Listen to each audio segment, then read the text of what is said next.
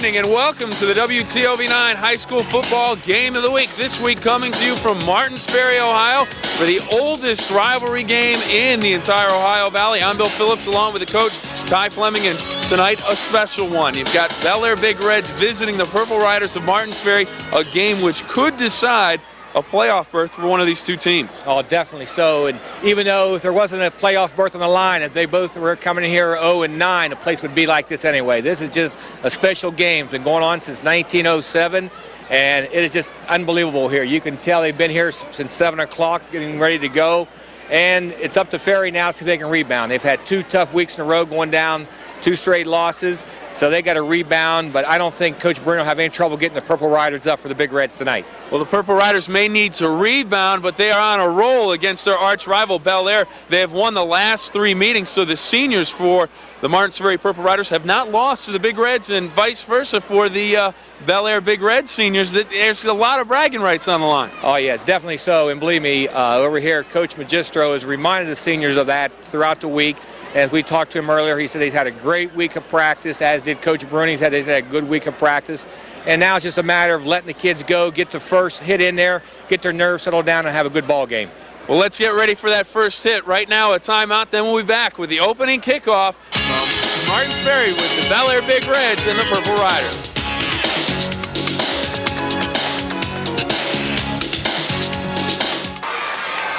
And welcome back to the game of the week. A beautiful, clear night as we take a look at the Ohio River.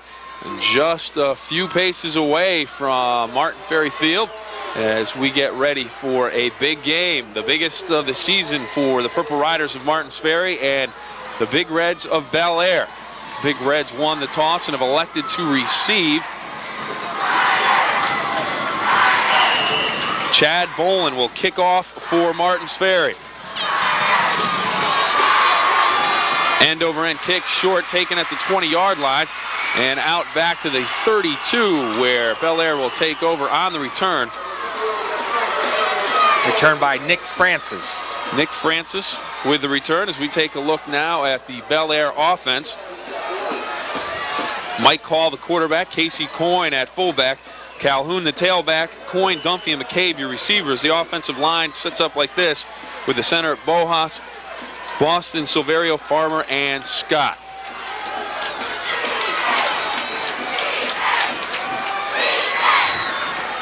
Big Reds come out in a slot formation. Call looking to pass. Swings it out to the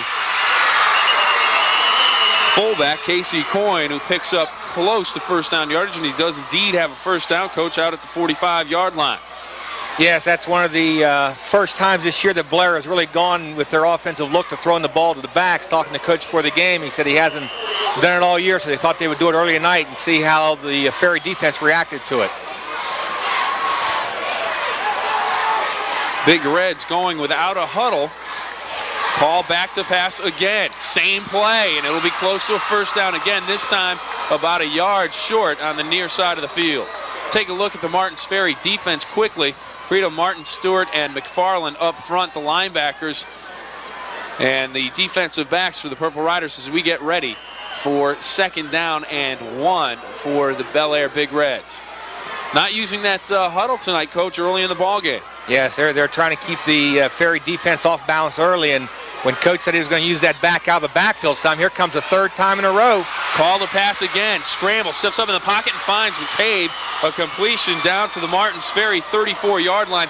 Good presence by Mike Call, the quarterback, to step up in the pocket and then threads the needle downfield. Yes, and he got away with one there because he was a good 1.5 yards, 2 yards past the line of scrimmage, and Coach Bruni is reminding the official that right now. The spot was there by the referee, but the call was not made. You can see here that, well, kind of tough from our angle there, but he was 2 yards past the line of scrimmage.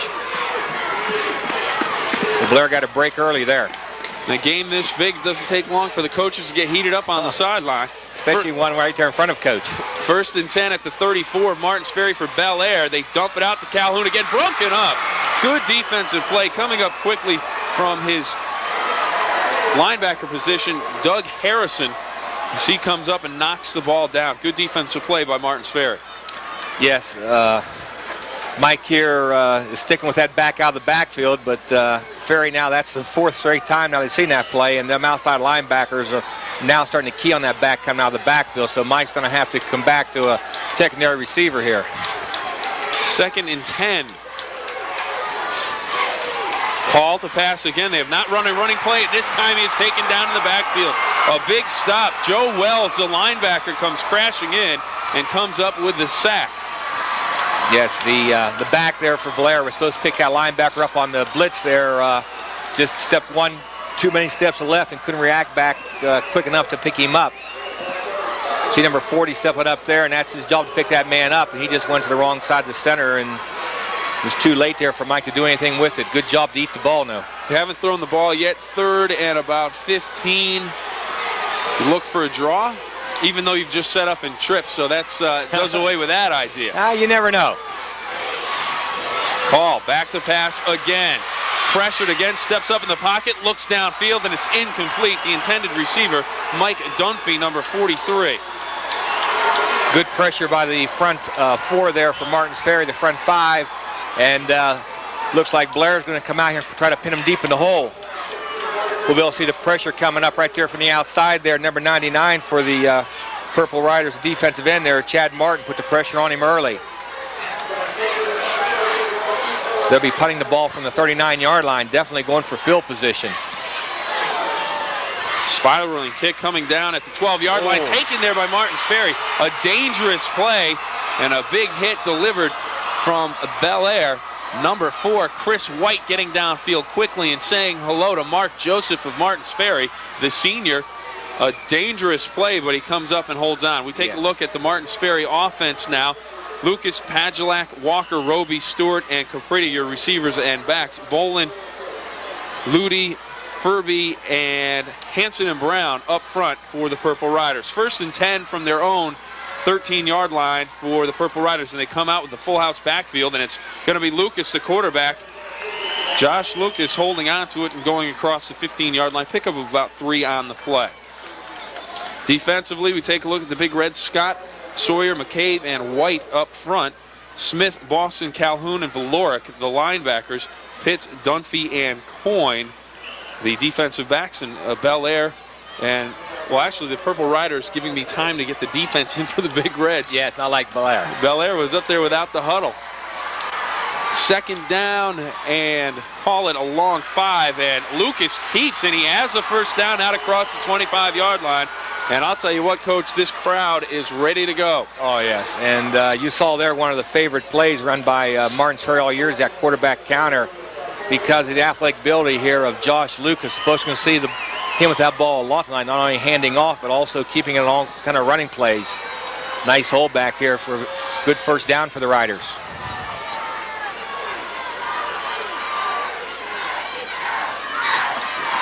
Handoff straight ahead this time, and it goes to Padgelek. He's going to pick up about 3 on the play. We'll call it 2nd down and 7. The fullback straight ahead.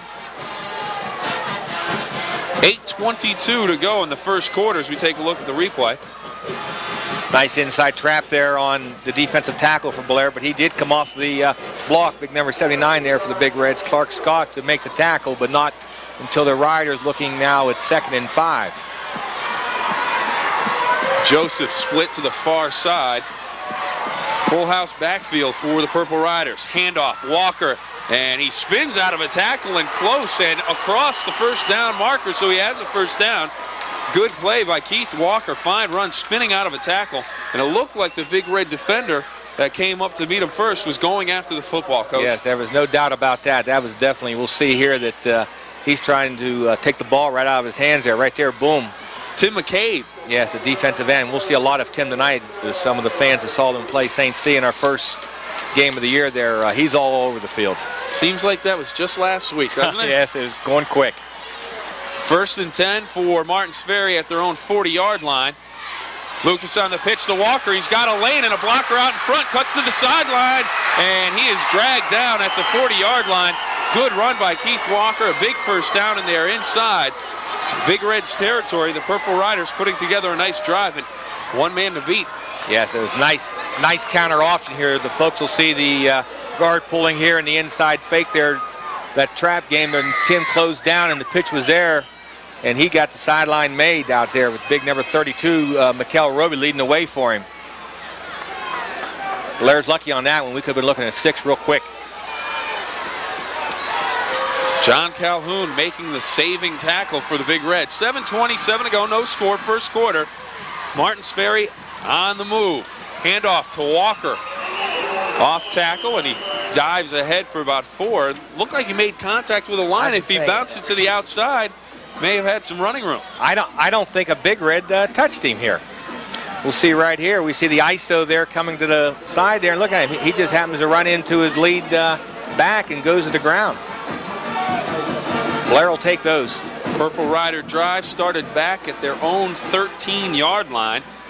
They got the ball after stopping the Big Reds on their first drive that took them inside Martins Ferry territory. This is Purple Rider football.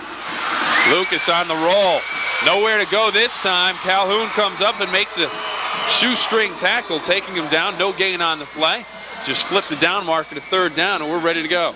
Yes, Martins Ferry really opened up their offense this year with the stable of talented receivers and backs that Coach Burney has. He's opened his offense up more than normal and really been throwing the ball, utilizing the talents of Josh out there. But this drive right here has been strictly vintage Martins Ferry football, and that's to line up, put a helmet on the helmet, and see what happens. Mark Joseph checking in with the play. 3rd down and 7 for the Purple Riders. Roby checks out of the ball game. I formation in the backfield, and the ball is fumbled, dropped on the ground. It looks like Bellaire may have it. And indeed they do. That's the indication from the head referee, Keith Bloom. A bad snap from center exchange with the quarterback.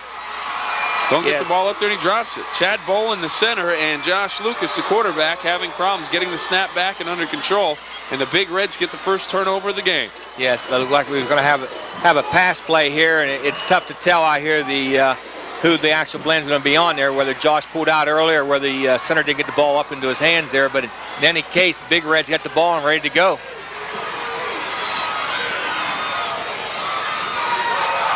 Inside handoff. Little trap play. Calhoun on the carry. Pickup of about close to 5. I'll give him a long 4 on that one, Coach. Real like long to see 4. that on 1st down. Yes, definitely.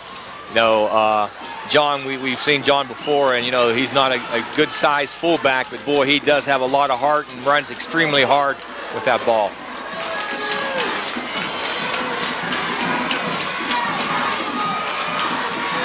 Dunphy and Coyne split left and right. Another trap to Calhoun. He spins ahead for a couple. It'll bring up 3rd and about 4. Looks like the exact same play that was run on 1st down. Coach must have figured if it worked on 1st down, might as well try it on 2nd down. Here it is again on the replay. And some good blocking up front, but a nice tackle. Someone underneath for the Purple Riders getting a hold of Calhoun's ankle. Yes, we saw big number 79 there, Clark Scott, pulling there to that backside to lead the way up there for him. Coyne and Dunphy split to the right side in a trips formation. Call back to pass, getting pressure from the backside, looking downfield for Coyne, and he hauls it in. Touchdown, Bellaire. The iced tea plunge to end it. Oh, boy. Nice ball and a good catch. Coach Burney can't say a whole lot because the defensive back for Ferry was on him. Looks like Bellaire brought their cannon with them out there behind us somewhere. We'll see Mikey just draw him back here on 3rd and 3 and not going for the 1st down. They're going for the bomb right away. And we'll see a great pair of hands there. Defender is right there on the play. Scott Coyne, a fantastic catch. Now the Big Reds having problems with their extra point. They had a man come out on the field. Don't know if they had enough players or not. We'll have to wait for the call. We had a procedure penalty. That was indefinite because the man was not stopped at the snap of the ball. It was good, but they will take that 7th point off of the scoreboard. Now, we have seen all year long, Coach, that the extra points become very, very important in these games. Last week, a good example, Lindsley and Wheeling Central. Lindsley misses their extra point. Check that. Lindsley gets the 7. Wheeling Central doesn't get the extra point. It costs them the football game. Yes, and you just hate that on the sideline to see that first one made, and have him come back with his second one now. And it's blocked. Ball scooped up by Bellaire. Can't be advanced after you're down, and it is missed. So a big extra point goes by the board. It is 6-0 with 4:28 to go in the first quarter. Bellaire on top of the Ferry Hardware scoreboard. We'll be back right after this.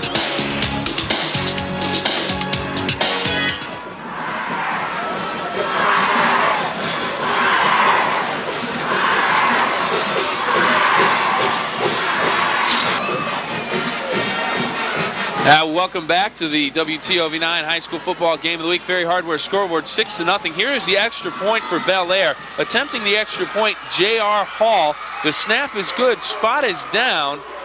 And just the blocking up front breaks down. And a host of Purple Riders. A low kick. Gets off a low kick. And no chance to get that across the crossbar.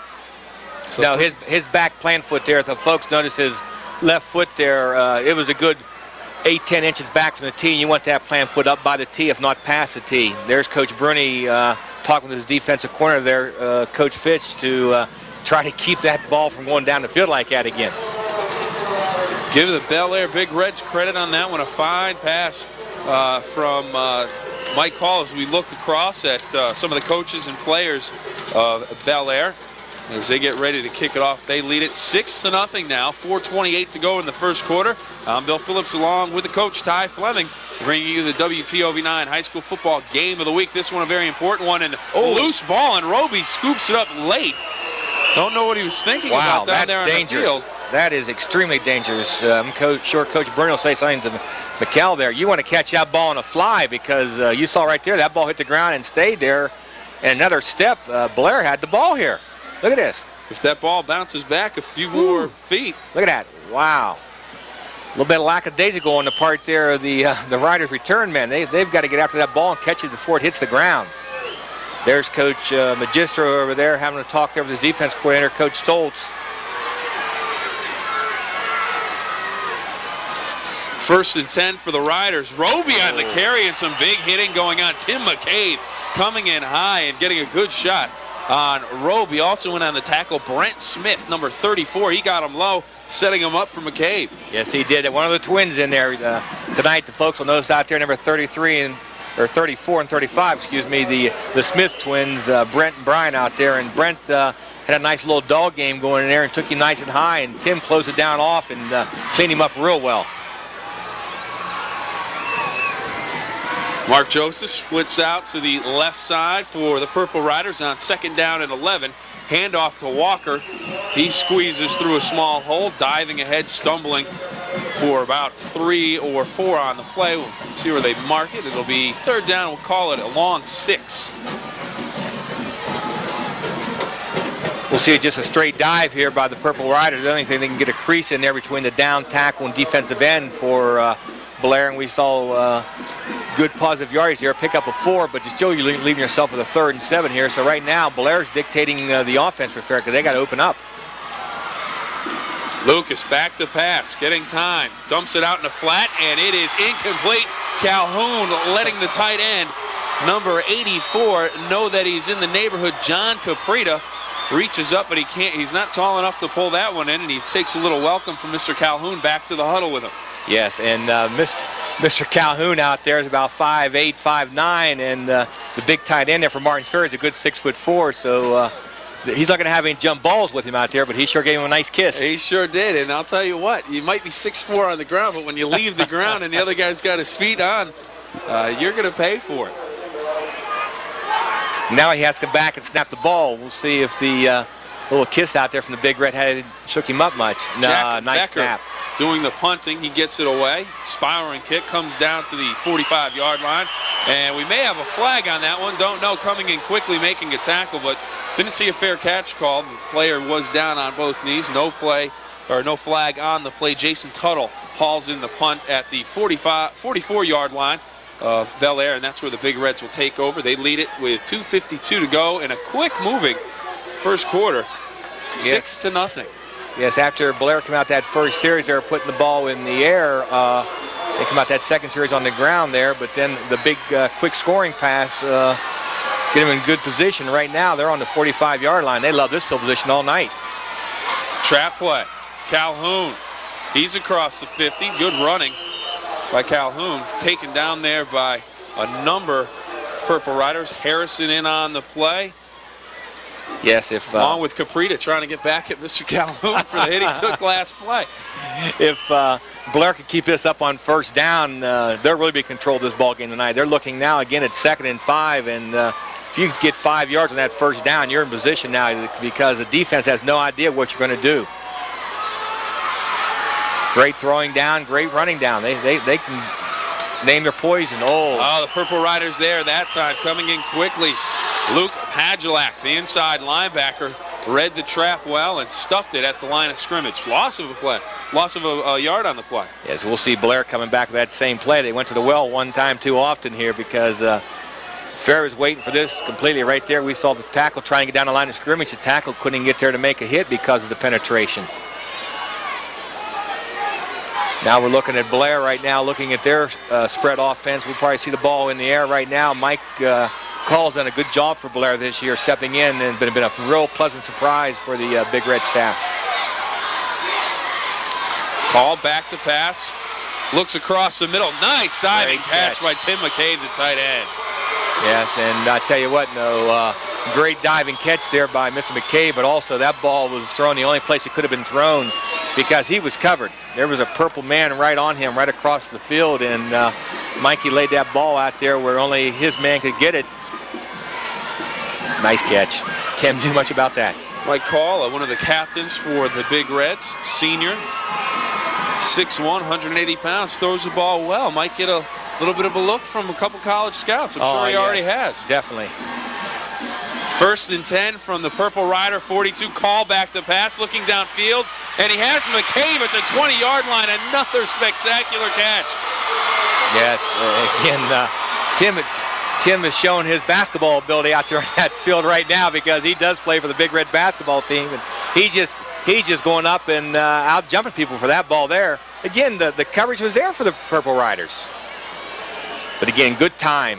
He knows every time Mike's had time back there, he's found a receiver tonight. They're knocking on the door.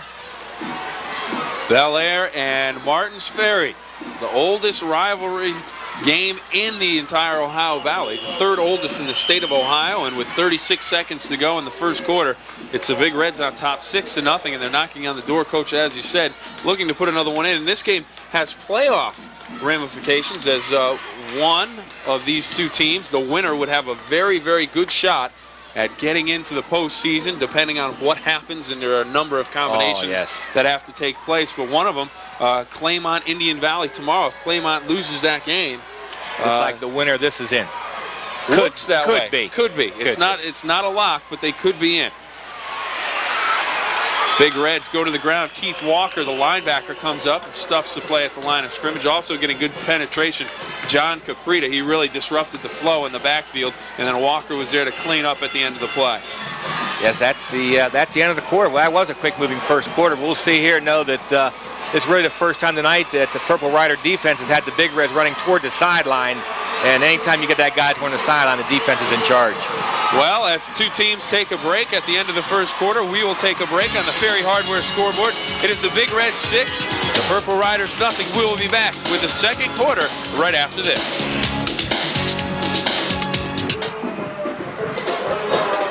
And welcome back to the WTOV9 High School Football Game of the Week.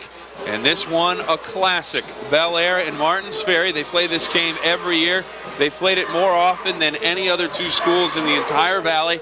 And this one has playoff hopes all over it for two teams that have had great seasons. Purple Riders come in 7-2 off of two tough losses, two very close losses to two very good teams, Wheeling Central and then the Barnesville last week. Barnesville still unbeaten. And of course the Bellaire Big Reds, they are 8-1. They stumbled just once on a late field goal, and you really can't. There's not much between these two teams to pick from, and they're playing on one of my all-time favorite fields here in the valley. And we talked about it before the game. Some of the great players that have played on this one, of course, the Hall of Famer Lou Groza, who played for the Browns and is now a Hall of Famer. He grew up here in Martins Ferry, played right on this field, and he's just a lot of history at this stadium. Yes. There's been some great athletes that have gone on to colleges from here, from Martins Ferry as well from Bellaire, that just too numerous mentions. Once you start naming one, you just have to keep on rolling all night long. We don't have enough time. Oh no. Plus, we got a heck of a ball game going right now. We sure do. 6-0. The Big Reds on top. Ready to start the second quarter, and they are driving deep inside Purple Rider territory. Call with a play-action fake, looks downfield, looking to the end zone, tucks it away, and he is taken down. Tyrone Stewart comes knifing through and makes the play. The linebacker coming up with a nice play defensively for the Purple Riders. Check that, Stewart playing defensive tackle tonight. Yes, great coverage downfield by the Purple Riders. There was 4 Big Red receivers out, and they were blanketed down there. Mikey, nice play action there, gets outside clean, but you can see they're just no one to throw the football to. Pump fake bought him some extra time, but then Stewart there to clean up for the Purple Riders. And talked with head coach Dave Bruni about Stewart before the game, and he has a little bit of a banged up knee that he's playing on, but didn't bother him on that play. No, anytime you got your fullback kid that quick, playing there. Intercepted. Mark Joseph, he's going to go the other way. It's going to be a foot race. He has a blocker. Joseph down the sideline. He's at midfield to the 40. He'll be ridden out of bounds at the 35-yard line. A big turnover for the Purple Riders. As Mark Joseph, you talked about him before the game, coach, is their big play guy. And there is the big play. Yes, thank goodness for the Big Reds. Casey Coyne had enough foot speed to cut him down there on the 36-yard line. We was looking at a tied ball game, so now the tide of old momentum now is changed back to the Purple sideline. Call back to pass, looked across the middle, had a man there for a split moment. McCabe, he's looking for that slant again, and Coach Joseph just stepped up. He's read the play well, and just down the sideline he went. Playing center field there and just read Mikey the whole way, and we saw Mike throw the ball there off his back foot where he didn't have a good zip to the ball. Roby on the carry, straight ahead for the Purple Riders. Yes, look at that. You see 10 red helmets around that ball. Good team pursuit by the Big Reds. Right now, the defense has got to dig in. Right now is when you really preach your defense all year long, that they've got to be able to adjust to a quick turnover like this, and we'll see how the Big Reds handle it. But you can be pretty sure that Coach Bruni wants those helmets on helmets and take that ball down here for a first down at this end of the field. He'll go with 4 downs.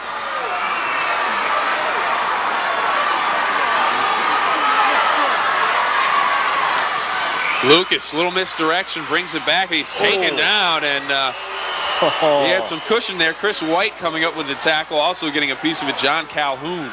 Nice form. Nice form. You love to see them kids hit with them shoulders and slip the head by and wrap and have good leg drive. Again, Coach Bruni trying getting the ball into the hands there of his talented quarterback, Josh Lucas. He wants him to really be a factor in this game tonight. Take a look at it again. Boom. Boom. Oh, just like you teach it. 3rd and 6, big down here for the Riders here on the 32-yard line. Fake the pitch, go across the middle of Joseph. He has it for the first down. Nice play. Josh Lucas with a nice fake on the pitch, turns around, and Joseph is right where he's supposed to be, and he hits him right in the middle of that number 9. Yes, had a chance to see the Purple Riders last week against the Shamrocks, and Mr. Joseph here got some great hands, and this quarterback here for Ferry, Josh Lucas, he's multi-talented. You know, as you'll see that Ferry's really running 2 different offenses. They're coming out in the pro eye and plus a wishbone, and Josh is capable of running both types of offense. Back to pass again, looking downfield, not there. The Big Reds smell the little fake out well, and they come up with a big sack coming in to the backfield and making the play. Brent Smith and Sawyer. Yes, the Purple Riders there was coming back with the play action off one of their favorite plays. They love that counter back here to the weak side, and we'll see the fake being done there by Josh. And the only thing is that play just takes such a long time to develop, but the Big Reds stayed home here on the weak side, and there was nothing for him to do with the ball but eat it. And look here at 2nd and 20. I formation for the Purple Riders. Handoff straight ahead, Padgelek, and he's going to carry a few tacklers. McCabe, one of them, along with Calhoun, also getting in there for a piece of the tackle for the Bellaire Big Reds, number 72, Jason Delbert. And he also, Padgelek getting a little help from his lineman. Yes. Blocking the entire pile. We're looking now, though, it's still a long way to go here. We're looking at third and a good 16 yards, and we'll see Ferry coming out here in their pro eye to try to spread out the Big Red defense. Josh back to throw. Looking into the end zone for Joseph, and it is off his fingertips and falls incomplete. Nice ball and good effort there, but he was covered closer there by Scotty Coyne. Scott stayed with him, and it would have taken a heck of a catch here to complete that pass. But the folks see that Josh does have the arm to put the ball down the field right there. Boom. Just a little bit overthrown. Good effort there by Mr. Joseph to go after the ball, but you did see the Big Red coverage was there. Looking at fourth now and 17. Let's see what Coach Bruni has in his playbook here for a 17-yard play at this end of the field. Slot formation. Shapaka and Joseph split to the right side. Joseph will come in motion. Lucas looking downfield. Looking for his tight end, and it will be intercepted or incomplete, out of bounds. Incomplete, good coverage downfield from the Big Reds, number 44, Scott Pitts. He hauls it in, but not a bad play because you're going to get better field position out of it if you don't intercept believe the play. me, Coach Magister on that other sideline breathing a deep sigh of relief, and Coach Stoltz now is going to say a word to him when he comes off that field.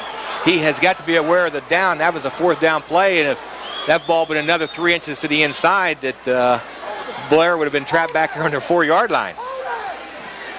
Ball looked like it may have slipped coming out of Josh Lucas's hand. Bring up 1st and 10 for the Big Reds. Handoff straight ahead for Bellaire. Casey Coyne on the carry. 7:44 to go in the first half of play. 6-0, the Big Reds on top. Let's take a look at Casey Coyne. Gets a start tonight at fullback. Yes, he's an improving sophomore. Of course, this time of the year, you really don't consider them guys sophomores now. After playing 10 games, they're juniors out there. Purple Rider head coach Dave Bruni letting the officials know how he feels about what's going on the field right now. Coyne again on the carry. He'll be close to first down, and I think he has it. That last lunge against Roby, getting him across the marker, and he does indeed have a first down by a couple of yards. So it'll be 1st and 10 from their own 39 for the Big Reds. Good blocking here by the front line here of the Big Reds. There's a nice crease in there. We see the backside guard pulling out there, making the trap block there, and good hard running there. First man missed him, and the second man, thank goodness for Ferry, wrapped him up. In fact, the Big Red offense kind of keep the Ferry defense off balance with their running capability tonight. Handoff to Coyne. He is bottled up. Coming up to greet him at the line of scrimmage, Joe Wells, the inside linebacker. One of the few times that Ferry has held Bellaire tonight to short yardage on first down here. We'll just see a host here of purple jerseys. No place to go for Casey. Good gang tackling by the Purple Riders. Mike Call, the senior quarterback, hoping a win tonight for the Big Reds. If they can hold on here. They lead it right now. Coming in quickly, Tyrone Stewart making a big play for the Purple Riders. That'll pin the Big Reds back.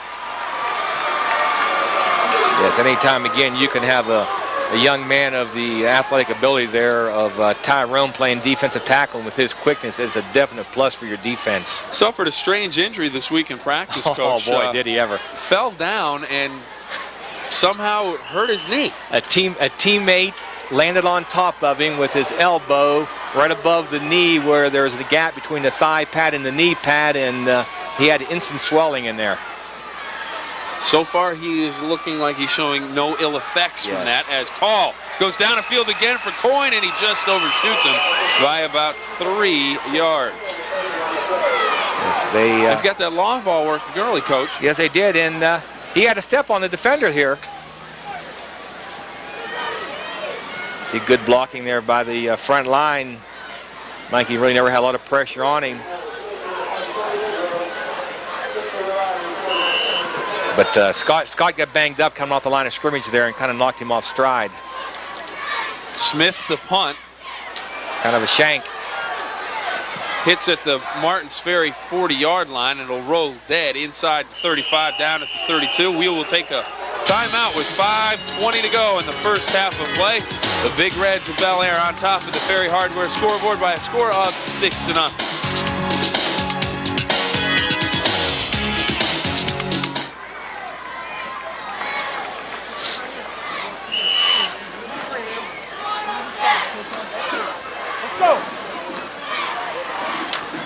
Welcome back to the WTOV9 High School Football Game of the Week. I'm Bill Phillips along with the coach, Ty Fleming. And so far, Coach, a quick game. 5:05 to go in the half, and it is 6-0. Big Reds on top. Yes, they've really controlled the line of scrimmage most of the game there. One thing we look for here shortly is to see the purple offense come out here and go with more of an option game that has been the favorite thing for them this year, using Josh to get to that corner right now, make a decision on a pitch or not. So on first down, it was Roby on the carry. Good, tough running, bouncing off the tacklers. First hit there by Calhoun. They went helmet to helmet before he is taken down. A gain of about 5 on the play. We'll call it second down and 5. That's a good thing because the scorekeeper in the booth alongside has it as second down and 5. Good guess. We have a strap there, probably came loose on the shoulder pads there after that last hit out there by Scotty Pitts. Got it fastened up and we're ready to go.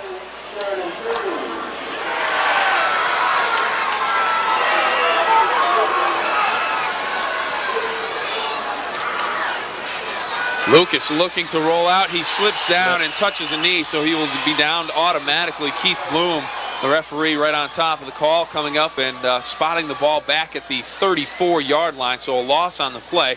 It'll bring up third down at about 9. So an unfortunate play for the quarterback. Yes, and a fortunate play for the Big Reds because the receiver out there for the Purple Riders, number 9 out there, Mr. Joseph, was doing a little out and up move, and when he made that out move, the DB for Bellaire bit on it, and he made the move up the sideline, and he was wide open going that sideline. I would imagine Mark Joseph went back to the huddle and let Mr. Lucas know exactly what happened on that play. I'm sure. Back to pass. Lucas has plenty of time, and he looks for Walker, but it's incomplete. Don't know if Walker would have gotten the first down. Had a couple of Big Reds out in front of him and no blockers. It would have been a tough play for Walker, but you never know. You want to get your hands on that football. See Josh dropping back here and inviting the Big Reds to come after him, and then laying that ball out here. And only one hand. Only one hand on it. Keith just had his arms a little bit too short for that one. Jack Becker in to do the punting. Coyne back to receive for the Big Reds. 4th down and 9. Snap a little high, but it's controlled by Becker. And a good driving kick down to the 30-yard line of the Big Reds. Coyne trying to bounce to the outside. He slips down at the 32, and that's where the Big Reds will take over. And a little personal foul. I think we're going to have a penalty against one of the Smith brothers on the far side. Shot to the back late, so this one will go against Bellaire. And 20 yards away from the ball after the play was over with Bellaire right now. The sideline got to be hoping it's not going to be first down and 25. They got to hope that this is going to be a live ball. Brent Smith call here. Clipping penalty they will call. The referees talked with Keith Bloom and crew before the game, and they said that they're going to let these two lock horns and just go at it. They're going to keep the handkerchiefs in their pockets tonight as long as it's nothing illegal. This is going to be a dead ball foul, so this is really a killing penalty for the Big Reds, because we're looking now at first down and 25.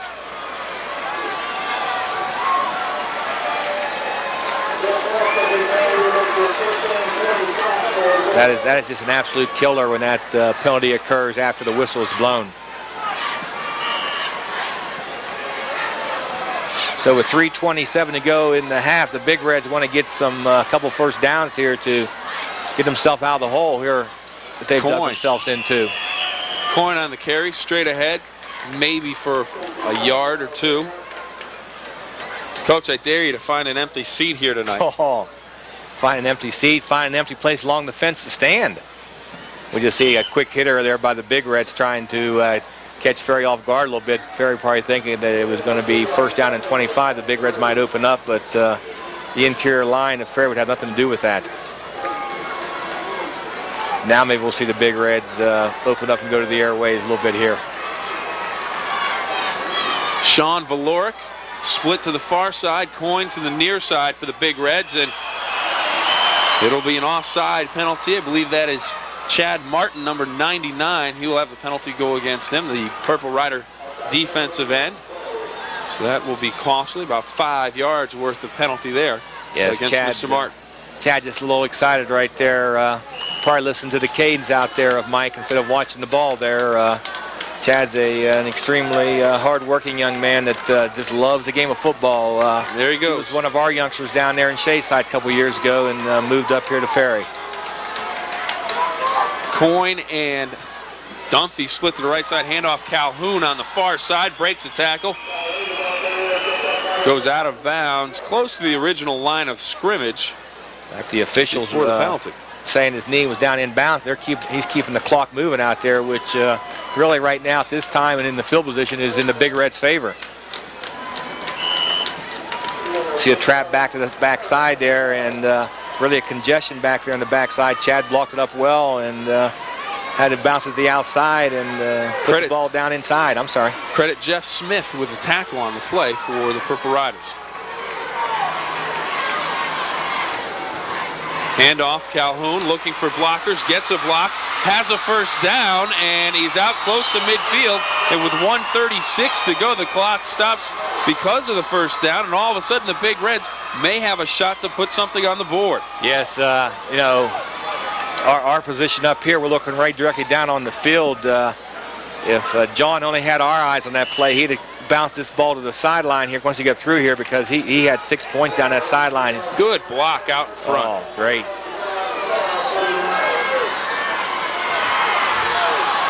Ball at midfield. Big Reds might make things interesting here before half. Call, little play action. He's not going to have enough time. Coming in quickly, Keith Walker, the linebacker, making the play. He'll be spotted down at the 44-yard line. And I think Mike Call was looking to go a little bit long down the field to Coyne. Yeah, Scotty was going up that sideline there, but we see the outside linebacker there lining up inside there and blitzing through, and the Big Reds offensive line just did not pick him up. Timeout on the field with 1:04 to go in the first half of play. 6-0. Good first half of football between two of the best schools in the entire valley. Yes, and been around longer than anybody. Oh boy, longer than playing what? Longer than any, except for two other rivalries in the state of Ohio. Both teams with hopes of going to the playoffs this year, and it really sets up for a great way to end the regular season on the WTOV9 High School Football Game of the Week. And you know, speaking of great, I was just going to get to that. And Saturday afternoon, right around the corner, Coach. Oh, real quick. Right, real quick, right around the corner. We've got a great game for you, especially for all those Notre Dame fans out there in the Valley. And I know there's a lot of them. There's tons of them out there. At 1 o'clock in the afternoon, they will have their hands full in South Bend taking on Boston College. So it'll be a very, very tough game for the Fighting Irish. And someone will be on hand for that game. Mr. John Ziegler will be there. So I'll be filling in at 6 and 11. You can look for that. And we will have all the computer rankings and who will be going to the postseason party at 11 o'clock tomorrow night on WTOV9. And then at 1 a.m., Mike Musics has put together another fantastic showing of the Star Trek Marathon. So catch that tomorrow morning at 1 a.m. Calls pass incomplete. So, Coach, you've got a fun-filled day here. Yes. You've got, at 1 o'clock, you've got Notre Dame, Boston College. Then at 6 and 11, you have me on News 9 doing the sports, making sure we have all our teams in the playoffs. And then at 1, you have the Star Trek Marathon.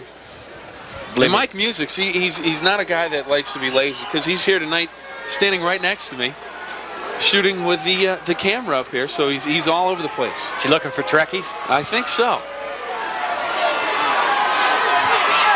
59 seconds to go in the first half. Call back on the draw to Calhoun, and he will spin ahead close to the 50, but a timeout called by Martin Ferry to stop the clock. They want to get their hands on the football once again, or one more time before halftime. Plus, we'll look for the Purple Riders to probably go into a block mode right here, too, to try to put the pressure on the Big Red punter. Last time Bellaire punted there, they came pretty close with this, a 3-man rush. So don't be surprised we see 10 purple jerseys in that line of scrimmage on this punt.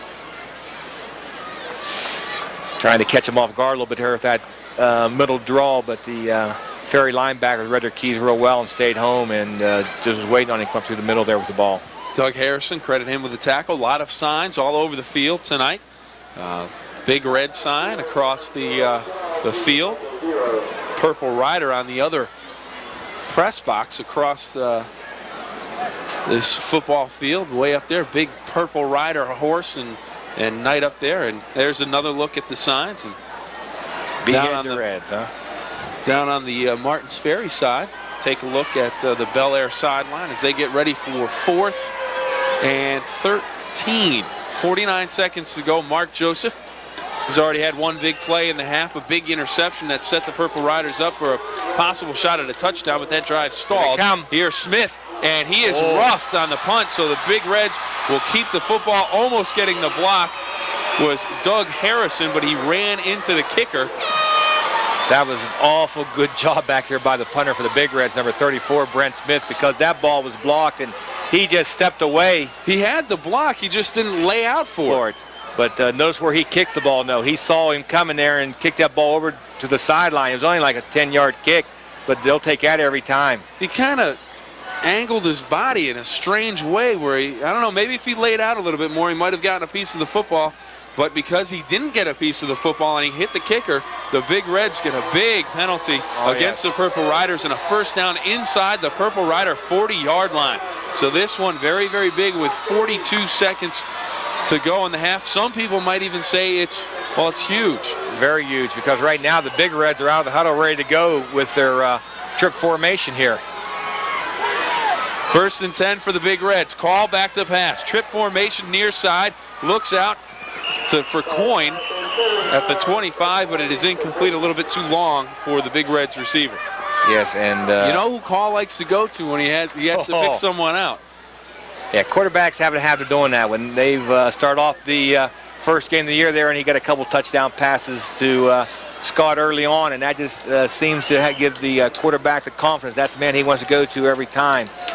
But we saw 2 Big Reds there close together, and you don't want that in your pass offense. You want them guys spread apart so the defenders have more things to worry about. That first down play took 6 seconds, 36 seconds to go in the first half. Call back to pass again, looking downfield, and Coyne this time broke inside. Call went outside with the pass. It's incomplete, and it will bring up 3rd and 10. Yes, and Sean Valorik ran a nice crossing pattern there, and Mike wishes he had that ball back because Sean broke that 15-yard square-in pattern real clean, and it was like the Purple defenders back there are worried about Mr. Coyne also. Some great receivers in Bellaire Big Reds history. One of them right now out at Ohio State, Joey Galloway, unfortunately injured early in the Buckeyes season, but he is someone that they can model their receivers after. Yes, and Joey does come back home. Blitz. All in trouble, and he is taken down. Joe Wells and Chad Martin getting there for the Purple Riders, and that will bring up 4th down, and they're going to let that clock roll. Dave Bruni won't. He's the head coach of the Purple Riders. He calls for a timeout. So Martins Ferry will get the ball back on a punt. Be interesting to see whether or not they go after the block again. I think he will. We see the dog man coming up the middle there. He came clean, and Mikey had nothing to do with that ball at all there. The blitz there by number 17, Joe Wells. No one touched him, and he comes through clean like that. The best thing the quarterback can do is just fall down and save himself a little punishment. So right up the middle, Call sees him immediately, and he has nowhere to go, and makes a good play not to just throw the ball up for grabs. Smart play going down with the sack. And we get to we're a little TV time for the guys tonight. We wave down to Keith Wilson and Sherry Hanson down on the sideline doing another fine job. Glenn Hetherington out on the other side of the booth here, also working camera. And as we mentioned, Mike Musnick's inside. So the News 9 crew here in force once again for the game of the week. And this is an excellent place to watch a football game from. Great You place. can't buy tickets to sit up here when you just come to watch a ball game, because we are directly above the Ferry bench, and we're looking down on the action. This is just a great seat. No wonder the Ferry coaches are beside us. 19 seconds to go. 4th down and 20 for the Big Red. Smith to punt again. Joseph back. Here comes the rush. He gets it away. A short kick, and it will go out of bounds at the 37-yard line of Martins Ferry. So with 12 seconds left, Lucas has a good arm. You may take a couple of shots at a long ball. Yes, looked again there like Brent was worried about that rush coming up the middle there and taking the steps toward the sideline, and that time he didn't get bumped, and the ball just barely made it to the original line of scrimmage. Well, they spotted it better field position for the Purple Riders. They spotted the ball at the 40-yard line, so they pick up 3 yards, and they give them a second on the clock. So they go from 11 seconds to 12 seconds. Receivers all over the place for Lucas. He has no time. He steps up, makes a good play, heads to the center of the field. This may run off all the time on the clock, trying to get to the sideline. They call a timeout with 3 seconds left, 2 seconds now. And a good play by Lucas to step up in the pocket. Everyone covered, had a lot of pressure. But you get out there in the middle of that field, and it's tough to get away without much time running off the clock. He had a long way to go to get to that sideline, but he sure as heck was heading for it. And good thing he got tackled, because he never would have made it to the sideline with these 2 seconds to go. Here comes McCabe from the outside, and White. A good play by Lucas to step up away from the pressure. And then, as you said, Coach, he got to the middle of the field, and he was in a foot race with Father Time, and he wasn't going to win it. So good play to be tackled. Not that he was trying to get tackled, but it gives him one more shot. Ball spotted at the 46 of Martins Ferry. 54 yards away from pay dirt. With 2 seconds left, I'd hang one up. Oh, yes, we're definitely going to see that ball up in the air. And, you know, at this time, you never know what's going to happen. The defenders down there could do a little jockeying and pushing around and give you another 15 yards and put you closer to the end zone. Get your names ready. The Big Ben, Hail Mary, anything you want to call it. They're out there in the trip formation. Well, they have a new quarterback in as Lucas goes as one of the receivers. Jack Becker has a stronger arm. He steps in and lets one fly down the field, and it'll be picked off. Sean Valoric making the interception, looking for some blockers. He will run out of room and run out of time as he is taken down at the 40-yard line, coming up with the interception. So the end of the first half has arrived, and with it, a lead for the Bellaire Big Reds at the half on the Ferry Hardware scoreboard. Bellaire Big Reds on top by a score of 6-0 over the Martins Ferry Purple Riders. We'll be back right after this. And welcome back. It's halftime and time for the Battle of the Bands. Our score at halftime, 6-0, the Big Reds over the Purple Riders. Right now, let's go down on the field for a look at the Bellaire Big Reds marching band.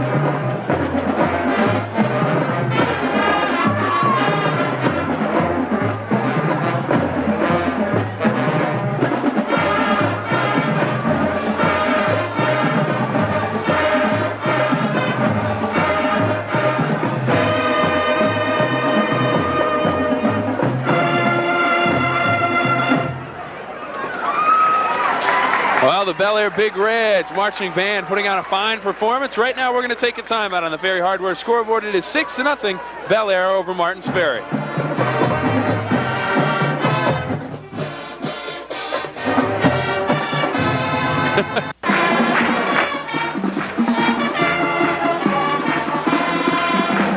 And welcome back to our halftime festivities. Right now on the Ferry Hardware scoreboard, it is the Big Red 6, Martins Ferry nothing. Right now, we're going to take a look at the Martins Ferry Purple Rider Marching Band.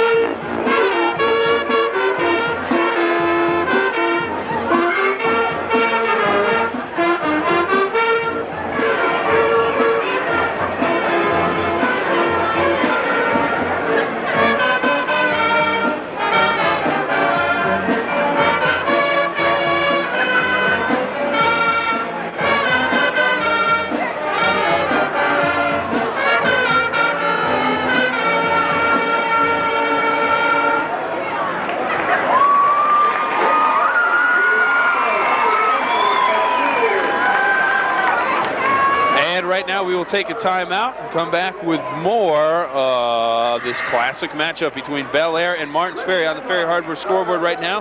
It is Bellaire 6-0 over the Purple Riders. And welcome back to the WTOV9 High School Football Game of the Week. On the scoreboard, Bellaire 6-0 on Parents' Night here at Martins Ferry. A lot of parents down on the field today. And now a special treat sent over from Lance Mell, who played for Bellaire, and he has sent us a gift courtesy of the Spaghetti Shop in St. Clairsville, Coach. Oh, yes, we'll have a good time in the second half. The folks might not hear too much, but except a little slurping up here. But it looks great. I think we're going to send this down to the guys from Image Video down in the truck because they've done such a great job all year. And then we're going to take a look right now at the Sparky Trophy, what they play for in this game between Bellaire and Martins Ferry. A beautiful trophy. Don't know what Sparky means, but they are ready for the second half of action now here in Martins Ferry.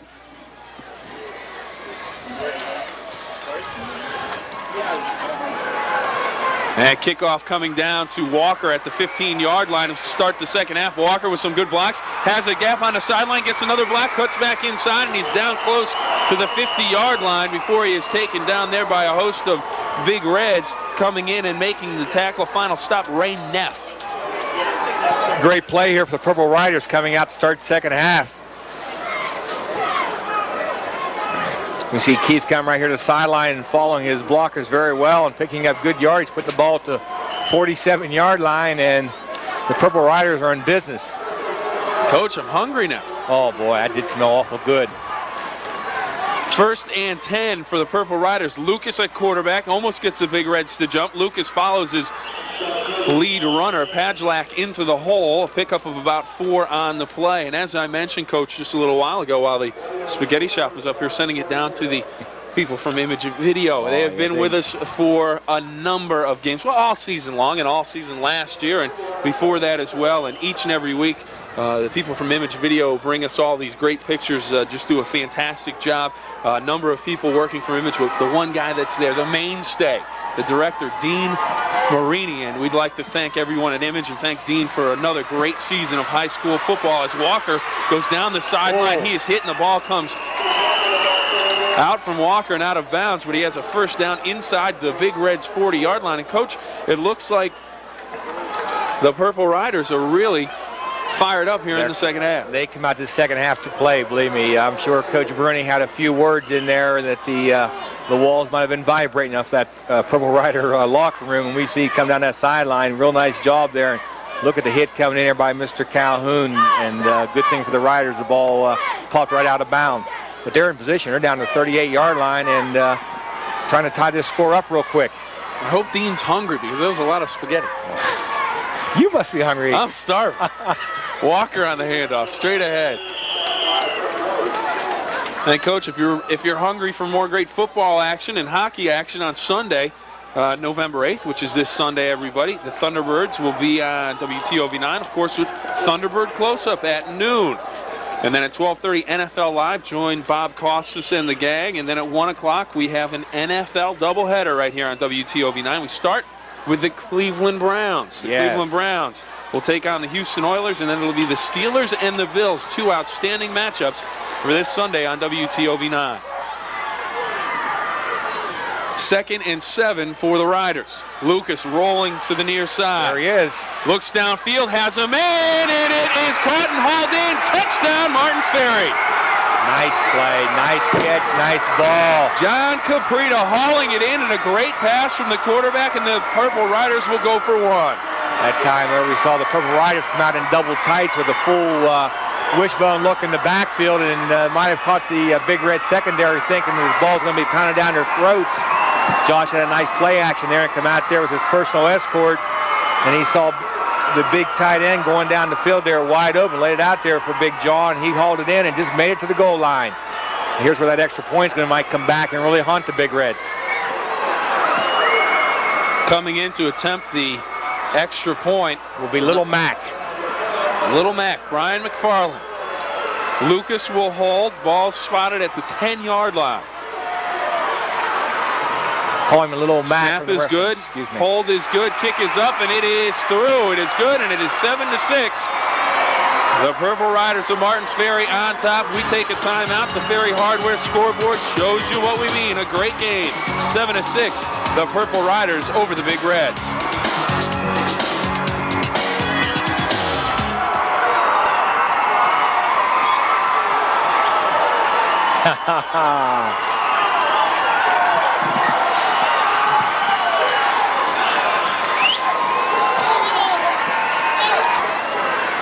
Ferry Hardware scoreboard, 7-6. A great crowd on hand. One of the best games you'll find at this time of the year anywhere in the entire country. They're playing for the Sparky Trophy here in Martins Ferry. The Bellaire Big Reds and the Martins Ferry Purple Riders and coach. Bellaire came out in the first half very quickly, very strongly on offense. They got the 6-0 lead. They missed the extra point, which is costly right now as they trail at 7-6.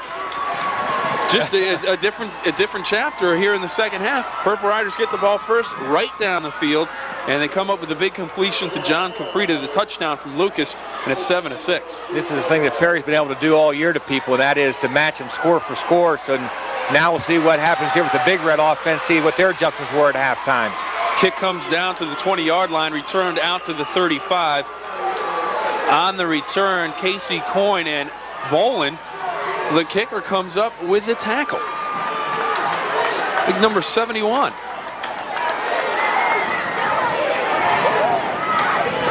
Good size young man, 235, going down the field there to make that hit. You're going to feel that.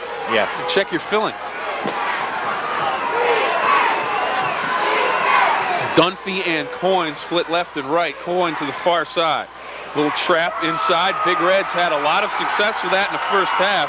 But here in the second half, at least on the first play, Purple Riders, they snuff it at the line of scrimmage. Yes, there's been some adjustments made inside that locker room at halftime by the Riders. So now that Belaire's going to have to go to another page of their playbook here, the way it looks. There it is. We see the big tackle come down there for the trap. There was just too many purple jerseys to take care of there. Talked about Lou Groza, the great Hall of Famer from Martins Ferry that played on this field. Lance Mell sent us our surprise gift from the spaghetti shop. He played in this rivalry for Bellaire as Coyne hauls another pass in and has a first down. One of the other big names from the past, of course, playing linebacker with the Jets for a number of years in the NFL. Let's take a look at Coyne again. Yes, the corner out here was given a nice cushion there on that first down play, and I'm sure the coaches upstairs saw that and came right back to it here on second down, and Scott just dragging himself forward for the first down. Harrison, the linebacker, really making a saving tackle there as Coyne vaults the first tackler, and he had some running room if Harrison doesn't pull him down. 1st and 10 from the 47-yard line. Handoff to Coyne. He is hit by Harrison and falls forward for a couple of more. I'll bring up second down and 4.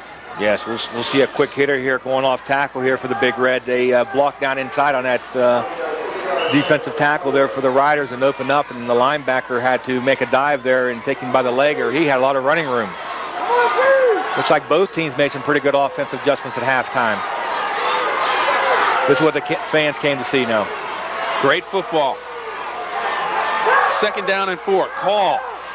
Out of the eye, Calhoun bouncing to the outside. He'll get the first down and deliver a pretty good shot on Cafana, the cornerback that came out and helped down and tackle. Roby also getting a piece of the action.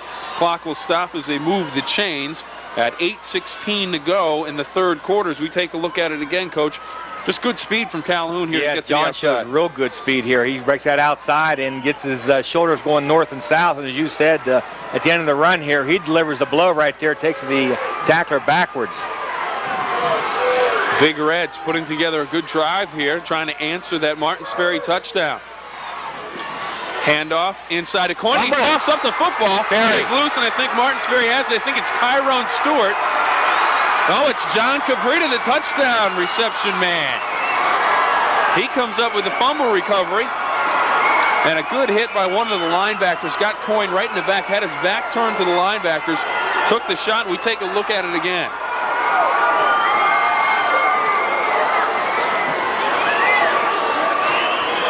Keith Walker with the shot in the back, and he just spit the ball right out of there. Yes, but big Chad Martin closed that thing off real quick and put the first pressure on him there and made him go inside. Chad in that 4 defensive end just closed it down inside, and Ferry didn't have enough men on the field, so they wasted a valuable timeout right now with 7:47 to go. Coach, you get the helmet and the small of the back, you're going to cough up a lot more than the football. Hey, John Caprito off to a great game. Second half especially. Good defensive first half. Second half, he has a touchdown reception, a fumble recovery. Could be one of the players in the game, Coach. He's definitely in contention right now. Of course, the Red Donnelly Scholarship Award winners will be announced at the end of the game. Right now, I'd have to say on the Bellaire side, Calhoun has played a good game from his defensive and offensive positions. Mike Hall has played well. Coyne, the receivers, played well. Martins Ferry. Tim McCabe. Tim McCabe has played a great game at tight end. Martins Ferry, Keith Walker has played well. Roby, the offensive and defensive lines for both teams have played very well. And, you know, I'm not...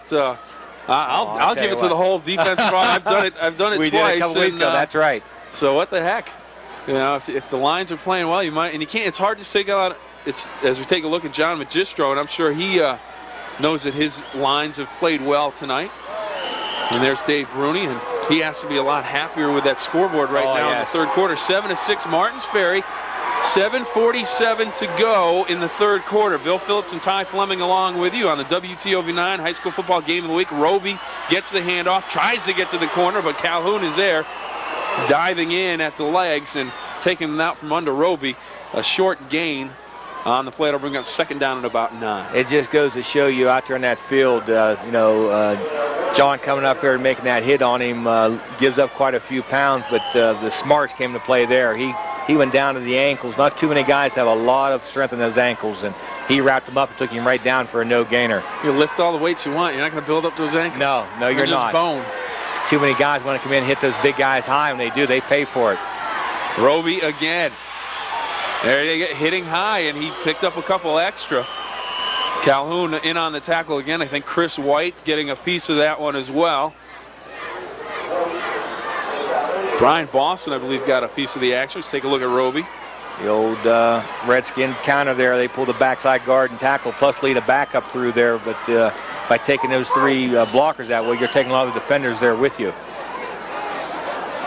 Third and 6 from about midfield, Coach. You're up a point in razzle-dazzle in your playbook, or you just, what do we look for? Going to the full house backfield, or? Yes, I imagine Coach Bernie will come to that look again there. Yes, he is. He's going to come out in his wishbone look here, and by doing this, he gives himself a lot of options. He comes with inside power and comes with his option game here. Lucas looking to pass, looking for Caprita. Doesn't have room, heads to the sideline, and he will be short of the first down by about a yard. Good play, good pursuit by Sean Valoric, the linebacker, getting a hold of Lucas's jersey, and an interesting call here, 4th and about 1 from just inside midfield. Lucas is still on the field. They may go for it here. Here comes the punting unit. I'd be really shocked if he went for it here. Here comes Lucas on the replay. Yes, Josh. Good coverage downfield. Yes, it was. Again, the big tight end going down the field there was covered this time by the Big Reds, and the pursuit just held Josh a yard short there. And Coach Dave thought about it for a second, but it was a quick second. With the score 7-6 on this side of the 50, he knew he was going to punt all the time. Credit the defensive secondary, and that full house backfield really kind of doesn't give you too many receivers out there a lot of times. No. Martins Ferry looking for the offsides against the Big Reds. Fair catch called for by Coyne at the 20-yard line, and that's where the Big Reds will take over. They trail it by a point on the Ferry Hardware scoreboard. We'll be right back with more after this.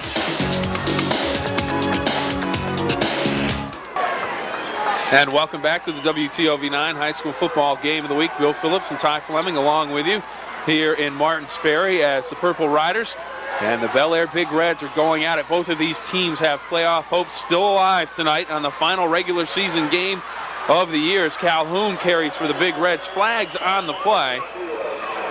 Coach, both teams come in with a chance at reaching the postseason, and preliminary indication on the penalty was against the Big Reds in the area of where holding would be called, but tomorrow Claymont and Indian Valley will play. That is one of the keys to these two teams having an opportunity to reach the postseason. Martins Ferry comes in 7-2, Bellaire 8-1, and you were telling me an interesting stat that in all the years that they've had football at Bellaire, they have never had a perfect season. No, they've come close several times, and have always come up somehow during the year and lost a ball game. So this year the same way. They win this game tonight, they're going to end up 9-1 and be one game away from it again. I'll take that 9-1 every year, though. Oh, definitely, definitely.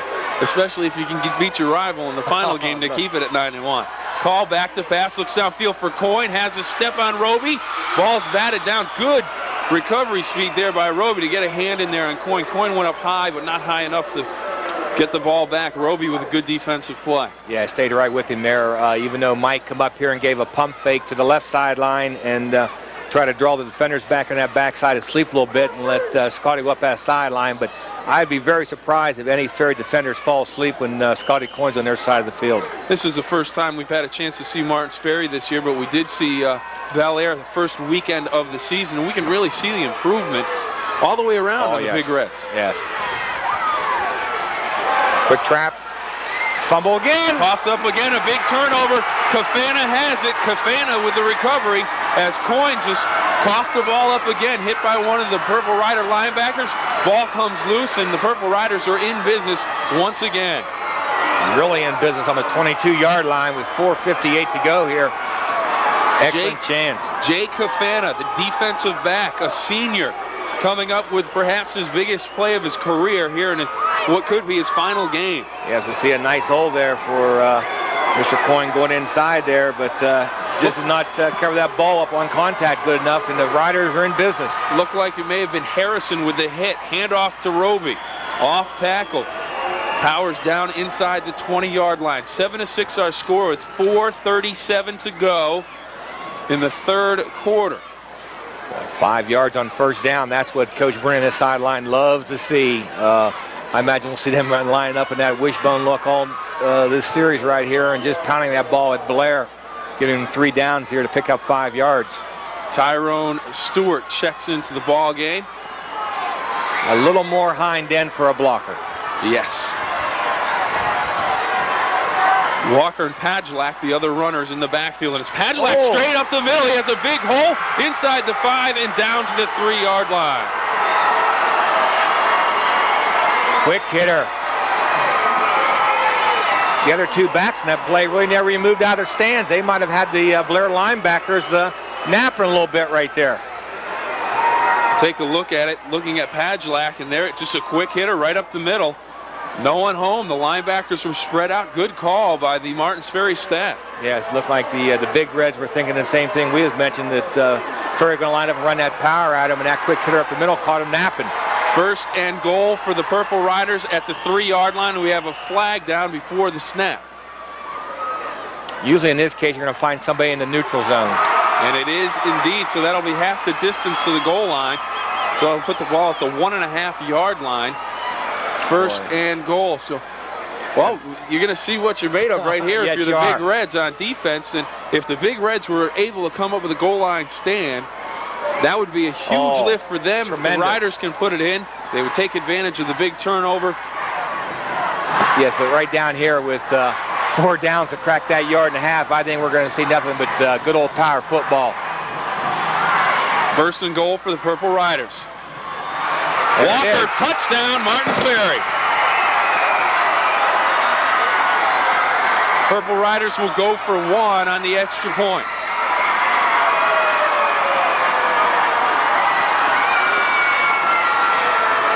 The coach has said power football, and this is it. Double team down, take that tight end, drive him down in there, and lead the 2 backs up through. The entire offensive line just sealed it off to the left side. Everyone got their man turned. And what a grin. Even if he had the grass coming out of his face mask, he still had that grin. Big point right here for the Purple Riders. Keith Walker, a senior, playing his final game for the Purple Riders. McFarland's kick up, and it is good. So he just sneaks it inside the upright. 14-6 now with 3:25 to go. The Ferry Hardware scoreboard. We take a look at it, 14-6 Martins Ferry, and the hometown faithful feeling pretty good about themselves. And Coach, we talked about it before the game. 3 years in a row now, the Sparky Trophy has stayed here in Martins Ferry, and they are looking to hold on to it again. And the seniors on both of these squads, they've either had success against their arch rival or they have had failure. And right now the Big Reds on the far side need to really strap on those chin straps a little tighter and go after it a little bit harder because they are down right now by 8 points. They got to get away from the turnovers. You know, you just can't keep shooting yourself in the foot like that, giving the ball to Ferry there 2 times on fumbles like that. And what it's really done, you notice across the way there, the Bellaire fans are really sitting on their hands right now.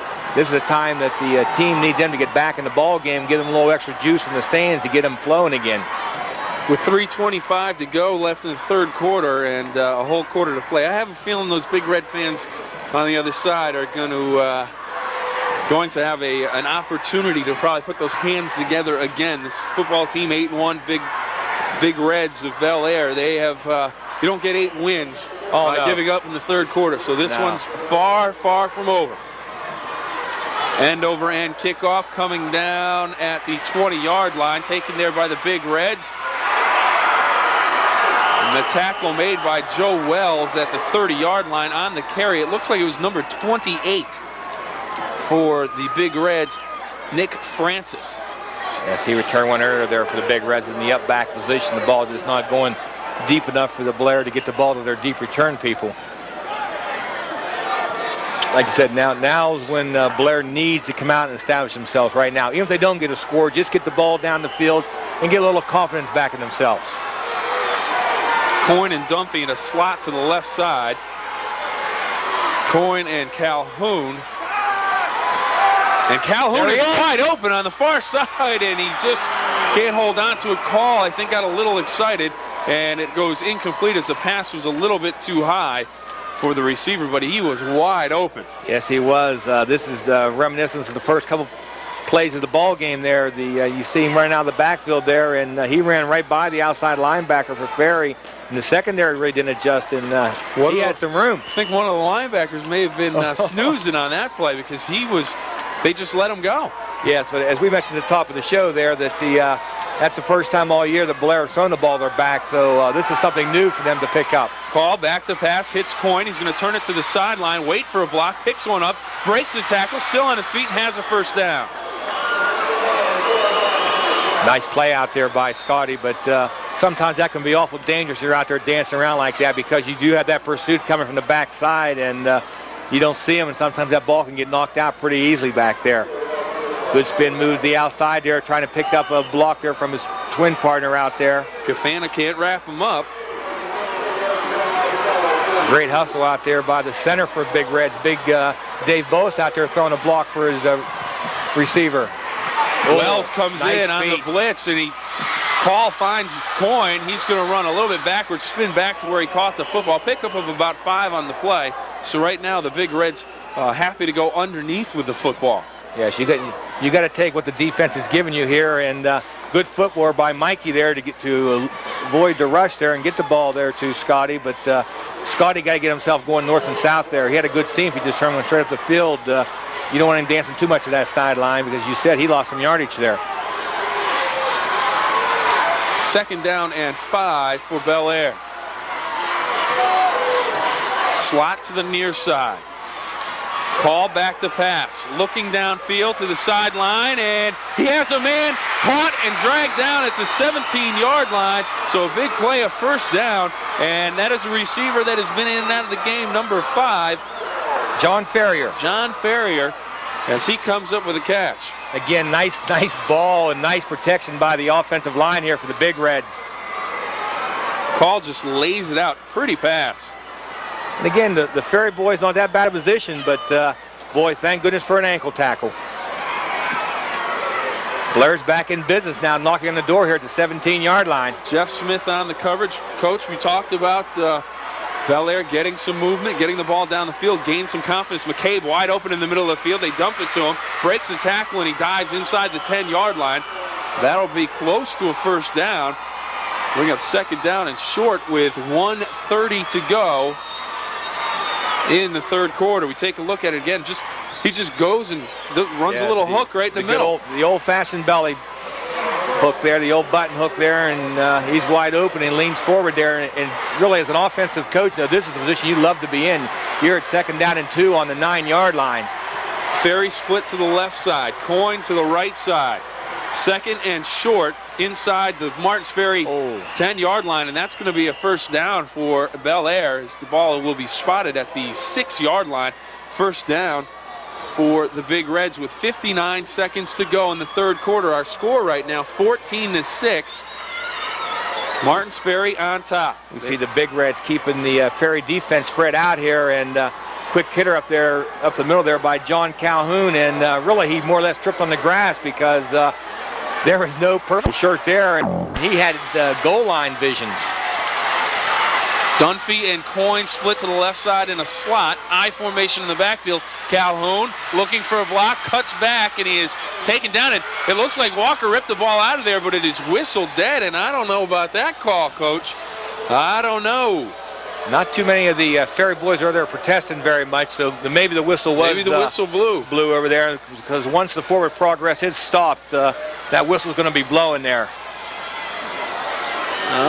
I don't know. We can't hear the whistle here, but as we said, not too many of the Ferry boys really argued much, so normally the kids let you know what's going on out there. Second and goal from the 3-yard line for Bellaire. Handoff, Calhoun, he's into the end zone, touchdown, Bellaire.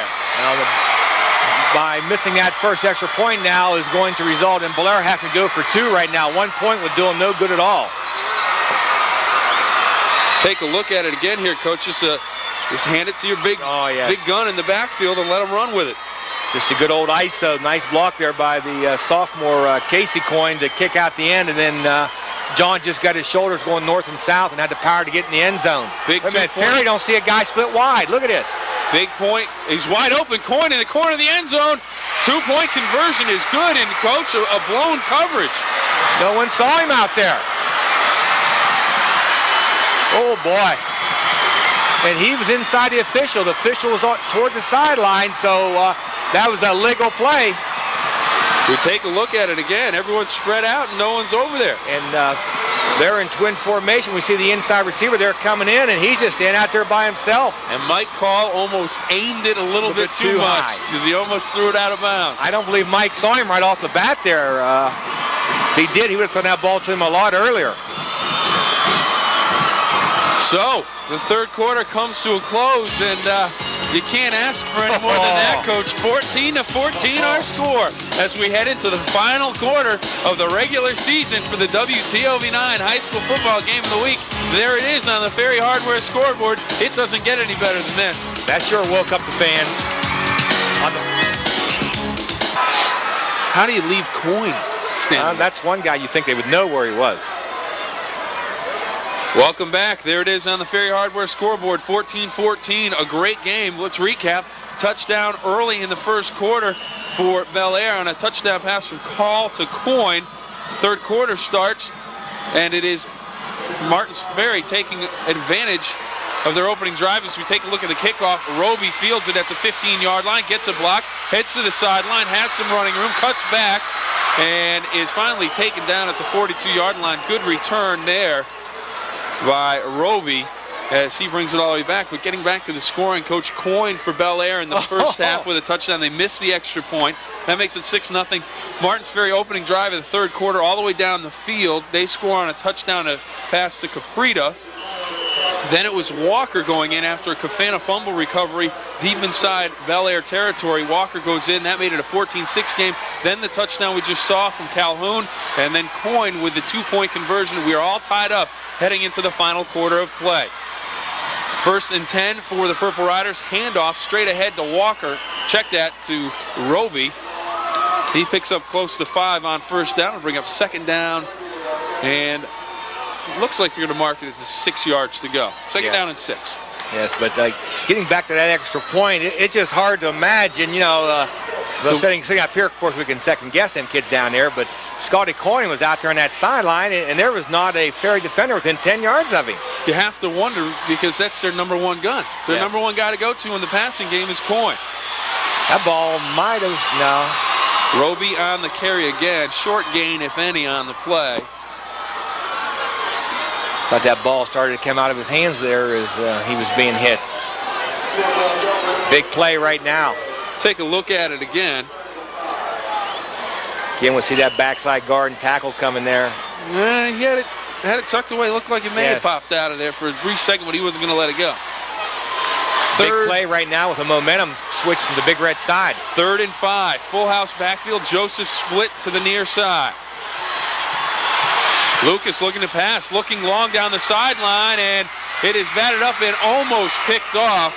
Back on the coverage, Dunphy and Scott Pitts, and I'll tell you what, Mark Joseph got away with a little push in the back on the defensive back. We're in great position to see that. You're being very polite when you say a little push in the back. He shoved him about 4 times going down that sideline, right in front of the official.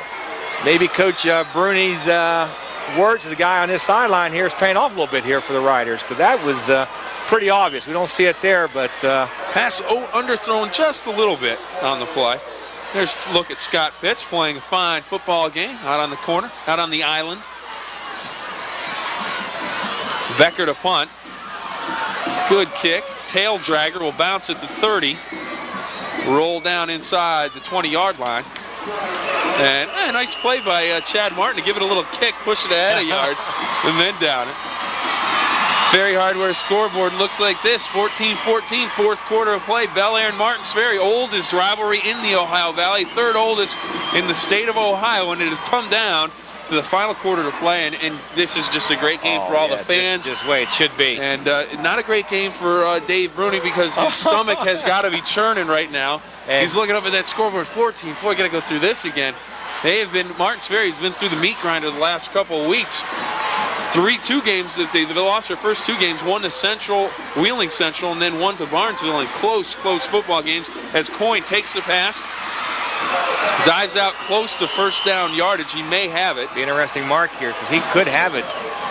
Well, I tell you what, Bellaire is showing a nice passing attack tonight right now. They're really coming out, and they're using 3-4 receivers on every down, and that's awful tough for the Rider defense, because you really don't see a passing attack like this week in, week out in high school, and not too many teams can even simulate it in practice, because you don't do it that much yourself. This is one advantage the Big Reds has by working with this passing game. Ferrier and Coyne, the receivers, will trap to Calhoun, and he will stay on his feet after taking a couple of shots. Lean out across the 35-yard line. It'll bring up 2nd down and about 4 for the Big Reds. We talked with Dave Bruni and John Magistro this week about this game, and one of the things we talked about, of course, was the playoff ramifications of the game. And Dave Bruni said one of the great things about our team, we've lost 2 games in a row and we're still in it, so it shows you the quality of the schedule that they have played. And they played a couple of doozies the last 2 weeks. Wheeling Central and Barnesville. Barnesville still unbeaten. Central locking up a playoff spot on Thursday night against Wellsville in the state of West Virginia. They lost those games by a total of 7 points. And both very late in the game. So they've gotten used to this. I'm sure they would love to get out to a big lead, but it's not going to happen tonight, because the Big Reds, they're not going to let them. Quick hit to McCabe, and he takes a shot from Joseph, but it's a 1st down. Nice play all the way around by the defense, the offense. Just a good football play right there. Yes, it was, because it's the play back off of the flare to the halfback there. We'll see the halfback flaring there to the wide side there, John Calhoun, and then just slanting Timmy down the middle there. And automatically those purple shirts are thinking about that flare pass to the halfback, which has been hurting them. And that's a nice counter there play by Coach Magistro to come back with that. And a good solid tackle from Mark Joseph as he comes up quickly and doesn't let the Big Reds get any more yardage on that one. Coyne and Ferrier, the receivers again. Trapping, and we may have a busted play here, and Call makes a good move just to try to get back to the line of scrimmage after he realized the play wasn't going to go anywhere. And Ferry is glad it was a busted play, because believe me, John had a lot of daylight there. The Big Reds had a nice job there. We can't quite see it, but the Ferry defense is in a 5-1 with a stack there on the center. And looked like Coyne and Calhoun really ran into each other more than anything else, disrupted the timing of the play. But Calhoun had some running room there. Ferry in that gambling defense, sending a linebacker stacked on the nose, going both sides of the center. Call back to pass, looking for Coyne near side. He's got him open, and it's off his fingertips and out of bounds. It's a little too much fade to the sideline, but again, the ball's on the money, a nice effort. We'll take a look out of here. Mike drops back real well there on the 5-step drop and steps, and just lays the ball up for a fade up that sideline. And Scotty does everything in his power to try to run it down. Ooh, right into our camera almost. Jake Afana there with the coverage, and you have to like the way Call goes back on that play. He was going to the sideline all along, goes back looking to the far side, looks to the middle, and then goes, so you really can't read his eyes on the play. Slot formation, and a quick hitter to McCabe across the middle, still on his feet, breaks the tackle and is inside Martin's Ferry territory before Roby and Harrison can take him down. A little slant play to the tight end. He turns it into a big gainer and a first down for the Big Reds. Yes, the Big Reds here coming back to the what you call the weak side of the passing attack, the strong side of the running game. They had twins to the other sideline and flaring the back out here again, and then just sending Timmy right up the center of the football field there. Makes a nice catch and good effort to pick up the first downs for the Big Reds. 7:35 to go. They're looking to put one in. All knotted up at 14. Call looking for Calhoun. He takes it and slips down. One of these times, Coach, I got a feeling Martin's Ferry's going to step up and read that one a little bit quicker, and Walker wasn't that far away that time. No, but one of these times, too, that Calhoun might go. Calhoun can be down that sideline, too. That ball was thrown a little bit better out in front of him. He still might be running. The only thing that tripped him up was the grass. Couldn't stay on his feet. It's one of those plays where if the pass is off just a little bit, could go either way. Yes. Slot formation, 2nd down and 6 for corner blitz. Bellaire, and we've got Call still on his feet, throws it out of bounds. He had a receiver there. It'll be interesting to see just an incomplete pass. Yes, he threw it over his head. Good composure back there by Mikey on that play. We had that. I think it's a good non-call by Keith Bloom, the referee, to let him go, because there was no one. He wasn't in danger of getting hurt. He just had Harrison draped all over his leg. Yes, Mr. Harrison wishes he tacked him up a little bit higher there. You see he comes there and dives at the ankle, and Mike is strong enough to stay up there and put the ball out of bounds. Good quarterback play. I think if there may have been a player closer, referee may have blown it dead, but he let the play go on. So it'll be 3rd and 6 for Bellaire with 6:49 to go in the quarter. Call looks to the outside for Coyne, bats it up in the air, and it looks like Martin may have come up with it, but it is ruled incomplete. Right. But a nice play nonetheless by the defensive end of Martin's Ferry. Chad Martin, number 99. To be out that far away from the ball to be involved in the play even. Yes, the offensive center here for Bellaire, Mr. Bohus, Dave Bohus, peeled off from the center spot and picked up that outside linebacker blitzing. Recall on the play before that, that too had Mikey from behind. Punt away on 4th down, will bounce at the 10 and in the end zone. It'll be a touchback. Yeah. Good coverage, getting down there quickly, Sean Valoric, but he was in across the goal line when he downed the football. Yeah, just lost his footing. He lost his footing, and we are out of time, at least for now. We'll take a timeout and then come back with the 4th quarter. Ferry Hardware scoreboard, 14-14 with 6:37 to go. Ferry Hardware scoreboard, 14-14 tie, 4th quarter, 6:37 to go. Playing for the Sparky Trophy, Martin's Ferry and Bellaire. Lucas rolling out, has backside pressure. Good speed from Lucas as he is taken out of bounds. Coming up and making the tackle for Bellaire as we look across the field, Sean Valoric, number 42. But good breakaway speed there by Lucas as he gets away from number 51. It was like Kevin Sawyer there is putting a lot of pressure on him behind. He just doesn't quite have that foot speed that Josh does to get to him out there. But took him out of their passing attack by doing that. Goes down right on the shoulder. I want to see that. I want to have your quarterback go down, but good play by Sawyer to give him some backside pressure.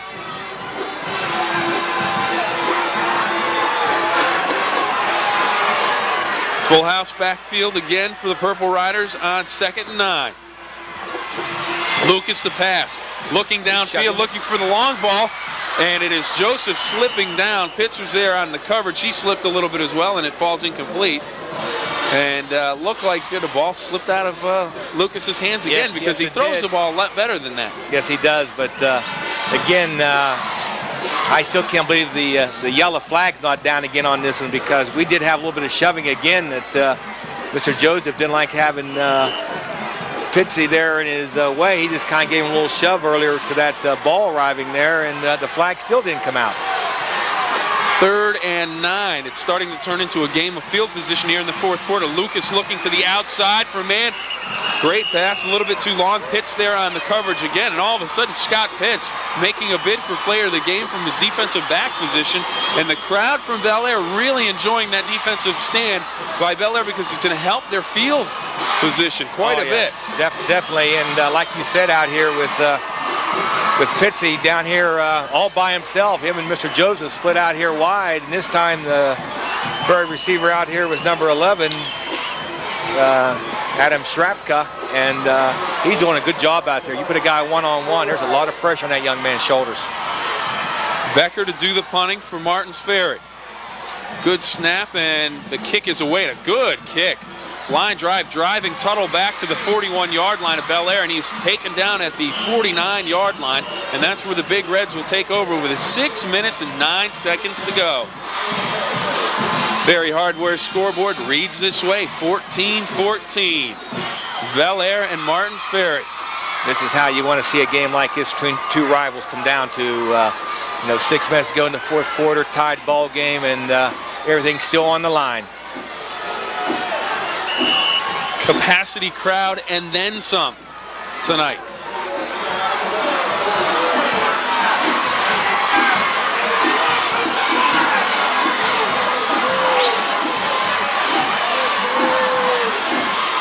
Call, back to pass, looking for Coyne down the sideline, and he runs into the defensive back, and they call it incomplete, no flag.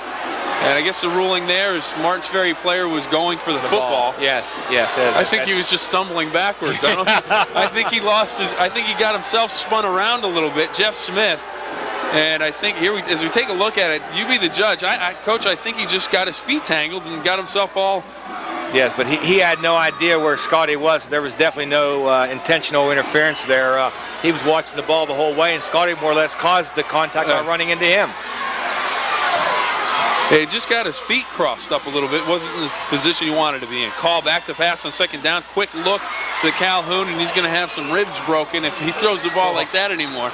He gets a shot in the side. Yes, Mark Joseph's very kind out there to Mr. Calhoun because he could have unloaded on him there, but he had good sportsmanship there and let him go. 5:46 to go. That's the one trouble about a passing attack. You come out on that 1st down and go for that long yardage then, and you kind of put yourself in a bind that the defense now knows that you are going to be throwing that ball. And at this point in the game, are the defensive backs going to loosen up just a little bit, give themselves some extra cushion on the long ball? When that ball snapped, believe me, their first steps are going to be back. Call back to pass. He's got Calhoun wide open on the near side. He takes it and hauls it in and goes down to the 32-yard line of Martins Ferry. Cafana there with the first hit on the play, but we said it would work one of these times, and that time it did. And again, give credit to that Big Red offensive line because they're giving him time back here, and Ferry's trying to put pressure on there. They're gaming one of their linebackers on about every down, and the Big Red offensive line is just picking it up. The tough play here is for John Caprita, the defensive end. He is responsible on that play, it looks like, from what the Purple Riders are trying to do, to cover Calhoun out of the backfield. I think that's, if that be the case, Bellaire's extremely happy because that's going to be impossible for a defensive end to cover him like that. Calhoun on the carry on 1st down, short gain, taken down by Joe Wells, the defensive linebacker for Martins Ferry. But on that last replay on the pass to Calhoun, this is the way it looked to me, at least from what we could see on the monitor. Caprita was in on his block. He saw Calhoun come out of the backfield. He released and tried to cover him. So I would have to assume that that's what they're trying to do. Yes, but also I think unless the linebacker got caught up inside. That outside linebacker there has got to be the one responsible for that. It just might be a good athletic play there by John Caprini to recognize what was going on and get back here after it. There it is. That time it was Padgelek that was there looking for the pass. Caprita also in the neighborhood, so flip a coin. Someone's got to cover him. Here we go. Folks out there will see what it's like in a game like this. Watch the contact on this play. Boom, boom. Ooh. Big hit. That time Padgelek was there, so maybe on the last play he got caught inside and Caprita was able to get out there. Who knows? The play has worked all night. Yes, it has. 3rd down and 9. There's that across the middle again. McCabe, and he will be close to a 1st down. Don't know if he got it. All depend on the spot, and I believe he did get it, and I think McCabe got a little bit of a shot to the helmet. He's going to head for the sideline. I'd be surprised to see Tim go out of this ball game. Oh, he made a 90-degree turn right into the huddle. Yes, you're gonna in a game like this, you're gonna have to go out there and drag him off the field. But again, the thing the Big Reds have come back to several times tonight is that tight end there across the middle. And again, it's just a matter of a good offensive design by the Big Reds. Coming in low with the tackle, Harrison. And then I think it was Walker, a knee to the back as we take a look at some of the Martins Ferry cheerleaders or flag girls from the band. Not sure, but a number of cheerleaders down on the field. Everyone in the stands a cheerleader tonight for look at this. Purple Riders as Calhoun bounces to the outside. Harrison there again, taking him down at the 13-yard line. Of course, a number of Big Reds cheerleaders as well here tonight, Coach. Yes, nice offensive play here by the Big Reds. We see the counter. There's the guard coming out there for the Big Reds. Brian Boston leading the way there, and John just does a good job of coming off of him and picking up good yardage here. We're looking at 2nd and a long 1 on the 13 for the Big Reds. 3:30 to go in the ball game. All tied up at 14 apiece. Bellaire driving. Handoff Calhoun. Has the room. He's going to leap over a tackler and dive for the end zone. He's in. Touchdown, Bellaire. Yes, great running, but good blocking by everybody on that Big Red, including their receiver out there, Scotty Coyne, threw a big block, allowed him to take that crease to get into the end zone. So we're good. Take us through this one, Coach. Well, Dean downstairs picked up the man to watch there. They put the camera on John the whole way there, and he gets outside there. Now it's just a matter of picking up his blockers. Right there, you see the block thrown by Scotty Coyne on Mark Joseph, and just does an excellent job of knowing where the goal line is. Going for 2. Call. Roll. There he is. And he's got a man. It is good. Mike Dunphy with a 2-point conversion, and it is all of a sudden a 22-14 lead for the Big Reds with 3:18 to go in the game. Bellaire with perhaps their biggest touchdown of the season. Bellaire leads Martins Ferry and the Ferry Hardware scoreboard 22-14.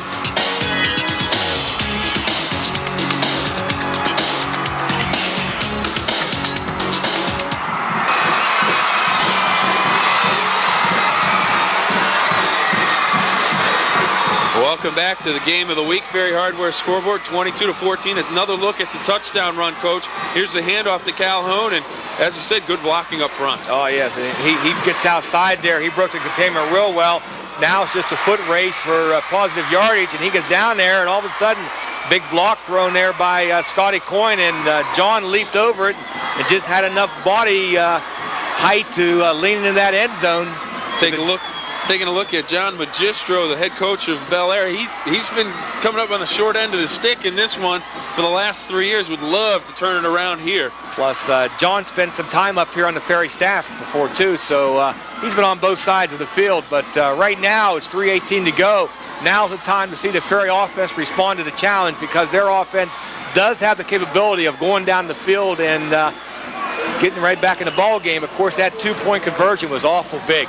No quit in either one of these teams. A lot of time left on the clock, 3:18, but remember the costly timeout earlier in the half as the kick will go out of bounds at the 15-yard line. Yes, I don't believe that the Bellaire staff was too pleased with their kickoff coverage on the last 2 kickoffs, and as the ball was lined up there, we saw the ball was laying in such an angle that it was definitely going to be a swift kick. So with the ball going out of bounds now, Coach Bruni's got to make a decision. Does he want to re-kick? Does he want the ball on the 35-yard line? I believe way Coach Bruni's down here is pointing. He wants the ball on the 35-yard line with 3:18 to go, and let his offense try to get down the field. 35-yard line to take that field position any day of the week. Yes, sir. No quit in either one of these two teams. 3:18 to go. Bellaire had a lead, up 6-0. Martins Ferry came back, took the lead, 14-6. Bellaire answered, got the 2-point conversion to tie it at 14. They have just taken the ball down the field, put it in the end zone, picked up a big 2-point conversion to give themselves a 22-14 lead. Capacity crowd enjoying themselves as Lucas back to pass, trying to set up the screen to Walker. He has blockers out in front, cuts back, and he's got more blockers. And he's got room to run. And now we have a flag on the play. So just about everything you can want on that one. It may have a face mask, possibly. Oh, no, but it's going to be the back. We're going to take a brief timeout. Ferry Hardware scoreboard 22-14. We'll be right back after this. Ferry Hardware scoreboard 22-14. Bellaire on top of Martins Ferry. 22-14 Bellaire. 2:45 to go in the game. Lucas back to pass. The first down flag was waved off. Lucas rolling out near side, looks downfield, pass incomplete. Martins Ferry looking for a penalty, no call, and it'll be 3rd down and 5. And now we have a flag, and I believe it was against one of the Purple Riders. It looks like Luke Padgelek, the running back, the fullback, may have said something to the referee, Keith Bloom. Wow, what a time of the ball game to have a call like this coming to maybe help determine the outcome of this ball game. You hate to see something like this. I realize the officials can make this call. We see him scrambling around back there, and little frustration there because the Riders thought there should have been a little call right there. We see a little contact there between the defender and the receiver, but boy, you hate to see something like this occur because this is a loss of down right now, that we're looking at 3rd down and a long 20. The reason I single out Mr. Padgelek, you see, he was the closest to Keith Bloom, and one of the other players came over and patted him on the fanny and said, hey, get back in the huddle. Yeah, but this is the time you would like to see an official just kind of put a little deaf ear. He realizes what's on the line for these guys tonight. Well, the crew came in as the pass is incomplete. It'll bring up 4th down. The crew came in, they said they were going to let him play, and they have all night long. So I would have to assume he really had some words that he shouldn't have used. Yes, I'm sure. But again, as a fan of a game like this, you just like to see it be determined on the field. But you know that's the job of the Stripes out there. Yep. Their job is to keep the game under control, and young men have just got to learn sometimes to bite their tongues. Can't lose your cool. No. Well, a big play here. 4th down and a mile. 4th and 20. Ball on the 25-yard line of Martins Ferry. 2:35 to go. Lucas, a quick look to Becker. He's going to go downfield long in the center of the field, and it is incomplete as the ball falls short. We did have a flag on the play. May have been 2 forward passes on the play. Too many men. The 12th man for Ferry couldn't get off the field in time over here. Okay. So Bellaire declined the ball and take it right there, or declined the penalty and take the ball on the 25-yard line with 2:27 to go.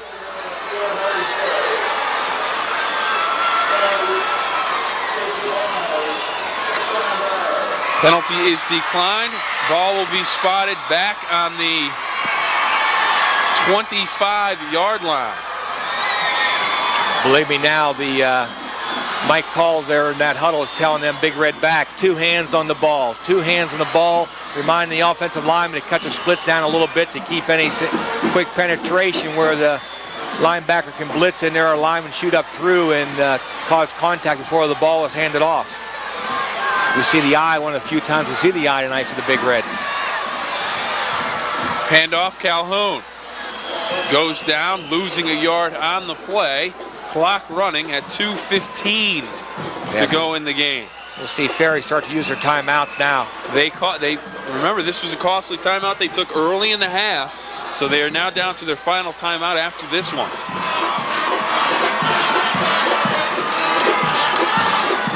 Will the Sparky Trophy change hands this year, Coach? That's the question everyone was asking before the game, and with 2:17 to go and an 8-point lead for the Big Reds, their fans are celebrating. They think they may have this one locked up, but stranger things have happened. Oh yes. With 2:17 to go, Ferry does have one more timeout left to stop after this running play here, and then it's going to be a matter of how much time is going to be left when they get the ball back, what their offense is going to do, but they're going to have a long way to go. Believe me, Coach John on that sideline right now is telling them Big Reds, two hands the ball, don't be careless about anything, and keep your composure. Keeping your composure a key here. We saw yes. what happened with the Purple Riders. They had a costly penalty of 15 yards on their last drive, which really hurt them. As we take a look at the head coach, Dave Bruni, coming to the sideline, and he is hoping that they can get that ball back before time runs out and keep the Big Reds out of the end zone. But the Big Red offense is coming back out in their pro formation. They're keeping the Ferry defense spread out there. Calhoun with another carry inside the 20. Do they take a timeout? Coach Bruni signaling Yes. for one with 2:08 to go. That'll bring up 3rd down and 4. Coach, about time now. That time of the evening for the Player of the Game awards for each team. And this week we'll have an easy choice for the Big Reds. No, well, not an easy choice on either team. No, I tell you what, for the Big Reds, we had an awful lot of good performances tonight. We had Scotty Coyne do a good job. Big Tim McCabe made some very clutch catches. John and Calhoun has run the ball well. And that offensive line. Mike Call has done an extremely good job with that offensive quarterback's job. And like you said, the guy out here on the island all night long, Scotty Pitts, has stayed home and done a good job for him. But I'd have to go with the where your finger went to first. It was John Calhoun, the running back. That just kind of stuck out. He's played a solid game defensively as well. He's had a number of receptions, and he's run the ball very well. So John Calhoun for Bellaire will receive a Red Donnelly scholarship. And on the other side for the Purple Riders, John Caprita has played a great game. Tyrone Stewart has played well. Keith Walker and Roby have all played well. Kafana had a big fumble recovery. Josh Lucas has played well, but I'd have to give it to John Caprita as a touchdown catch, and we have a penalty on the play. Flags all over the place. But Caprita, Coach, I think you would agree. Yes. A fumble recovery and a touchdown catch. He's played well both offensively and defensively, so we are in agreement. Little procedure penalty there by the Big Reds. This is the time of the game now that this is where your senior and your leadership got to come into play out there for the Big Reds. If you're a Purple Rider, you have to be very happy with that penalty. The clock does not move. They get 5 yards further away from the first down. If they can stop them here, force them into a fourth down situation, could be a tough decision. Red Donnelly Scholarship Award, John Calhoun for Bellaire. The running back and linebackers played a great game. And John Caprita of Martins Ferry has a touchdown catch and a fumble recovery. Both, congratulations, they are the players of the game. Right now, Calhoun gets the ball, tries to get outside, and he is being strung out on the sideline, taken down. And he will gain maybe a yard on the play. It'll bring up 4th down and about 8. Let's see what time this ball is put back into play here. I wouldn't be surprised to see Coach Magistro have his team stay in the huddle and take a 5-yard penalty right now at the ball game. Put in at 1:46, so we got 25 seconds to go. So we got the ball down to 1:21 before it has to be snapped. Would you ever consider kicking a field goal here? No, I would not. Not from the 23-yard line and with an 8-point lead. I am going to have my kids right now just stay in the huddle, take a 5-yard penalty. It looks like he's going to come out and try to get a play run off. No, there it is. There's the penalty on the delay. Okay, this is why we have you up here, Coach. You have 4th down, minute 21 to go. You're up 22-14. You have the ball. What do you run? Do you run the ball? Do you go for a pass on the first down? You just run it into the center of the line, and then you let your defense take over. You run the play that you feel is the safest play right now that you have in your offensive repertoire. And it looks like for the Big Reds tonight, the plays they've run in this last series is just going to be a power at the end spot there, and hope that he can bust one to the outside there, but stay in bounds, keep their clock running, because Ferry cannot stop the clock. Of course, once the ball is down, the clock will stop until the chains get reset, but Ferry has no timeouts. So we're looking at taking the ball down to at least 1 minute and then have Ferry try to go 70 yards to try to beat you.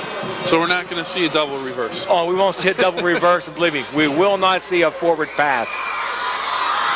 This is one time you can be pretty sure that the Big Reds won't come out throwing the ball. They have thrown the ball the majority of the time tonight. Mike Call, he was right there for the Player of the Game award as well. He played a fantastic game at quarterback tonight. Job. And the thing that you like about Mikey out there is his decision making, because other than the one pass that Mark Joseph picked off when they was going for that one score early in the ball game there, he's really not caused any turnovers. He had good decisions when he had pressure on him. He got rid of the ball. He didn't have it to throw to. He ate the ball. That's the thing you like in a quarterback. Somebody out there is not going to hurt you. Here is the 4th down play. 4th and 13 with 1:21 to go. Handoff straight ahead to Coyne. He is down at the 26-yard line, and that is where the Purple Riders will take over. 1:16 to go, 22-14, Bellaire on top. Final game of the regular season for both of these teams. The winner still has hopes of going to the playoffs. The winner will also pick up the Sparky Trophy. It has been won 3 years in a row by Martin's Ferry. A lot riding on this final 1:15 as the clock is rolling now. Yes, Ferry's got to get to that line of scrimmage a little quicker and get that ball snapped. Fake the pitch, look downfield. Lucas rolling. He has some running room, and he will dump it to Walker, who has room on the sideline. He will get out of bounds at the 44-yard line. Good composure out there by Josh Lucas. He was out there trying to play traffic cop out there, telling Mr. Walker what to do. He wanted him to release downfield, and he finally did. We'll see Josh going out here to the sideline here, breaking the containment, and he had the pressure on him, and Keith was out there blocking for him. You'll see Josh here waving him to get on up the field so he can just dump that ball over the defenders. There's the wave. There's a little jump pass and pick up yardage and get out of bounds. Important thing right now. Lucas rolling near side. Has some room to run, and he will direct traffic again. Throw it, and the ball is batted down. Good play by Smith. Number 34, I believe that is. That's Brent, I believe. That's Brent. No, yeah, that's Brent. Brian is number 35. But Brent with a good play to knock it down. Takes 7 seconds off of the clock.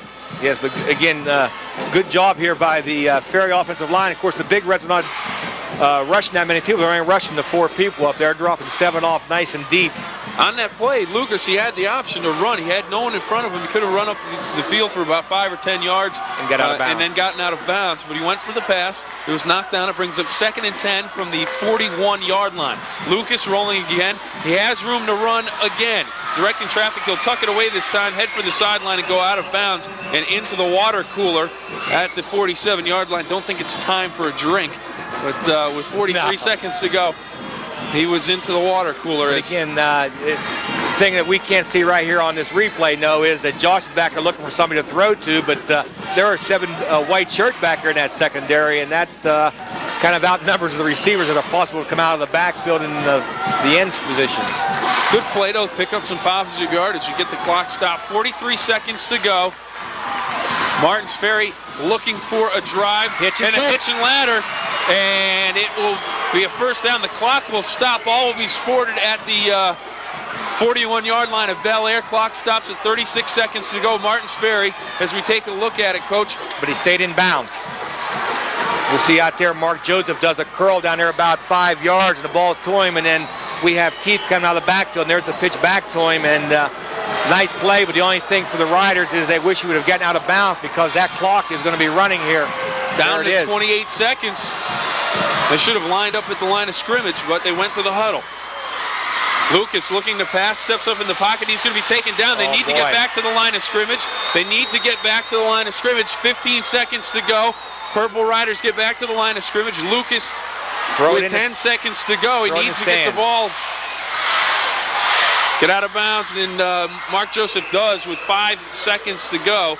A gain of 1 on the play, but it really doesn't matter because this should be the last play of the game. Everyone's headed to the end zone. It'll be interesting to see if they send Becker back in, who has a stronger arm, and put him in at the end of the half. And, you mentioned that there before the end of the half. We didn't get to talk about it because of the halftime break. They've done that earlier this year, and Josh has a touchdown reception also, so that was nothing new for the Purple Riders. But again, notice where the depth is. 22-14 our score. 5 seconds to go in the game. Purple Riders and the Bellaire Big Reds. Final play of the game. Lucas steps up, goes down the field, right down the middle. It'll be knocked down by Mike Dunphy. The clock runs out. The Big Reds come up with the biggest win of the season. They are 9-1 on the year. For the Purple Riders, they dropped 3 in a row to finish at 7-3. A great football game. The number of seniors on the Purple Rider side of the field, heartbroken. But yes, a number of Big Reds ecstatic as they win their first game against Martins Ferry, the first win in 4 years for Bellaire over the Purple Riders. This is the game you hate to see their team lose because they both played extremely well. You know, it just came down to a couple breaks there for the Big Reds. They responded to the challenge. The Ferry came out that second half and took the ball right to them, and the Big Reds could have folded their tens, but like you say, you don't become 8-1, now 9-1 by getting down when someone else scores against you there. Just a good classic Big Red Purple Rider ball game. A great football game. 22-14 our final score. Take a look at the players of the game once again. John Caprita for Martins Ferry had a touchdown reception and a fumble recovery for Bellaire. John Calhoun, they will receive a Red Donnelly scholarship for their school in their name. Now for the playoffs, Martins Ferry is done for the year. They had a tough end of the season. They won 7 in a row, and then they lose 3 games, but every game they were in until the final moments of the game. Bellaire, they are now 9-1, and they have to wait for some help to get into the playoffs. They will find out on Saturday whether or not they are still alive for a postseason berth. But this one, Coach, just a classic football game. Yes, very, very good played football game. Good, really sportsmanship between the kids. And now you say it's a long 24 hours for the Big Reds. They got to go home and just wait and see if they're going to play next week. Congratulations to both the Purple Riders and the Big Reds for great seasons. We'll find out if Bellaire will continue tomorrow night. Bellaire, the final score once again, 22-14 over Martins Ferry on the Ferry Hardware scoreboard. It's been a great regular season. We'll be back with you on the game of the week for the playoffs, I'm sure. I'm Bill Phillips for Ty Fleming and the rest of the gang. Good night, everybody.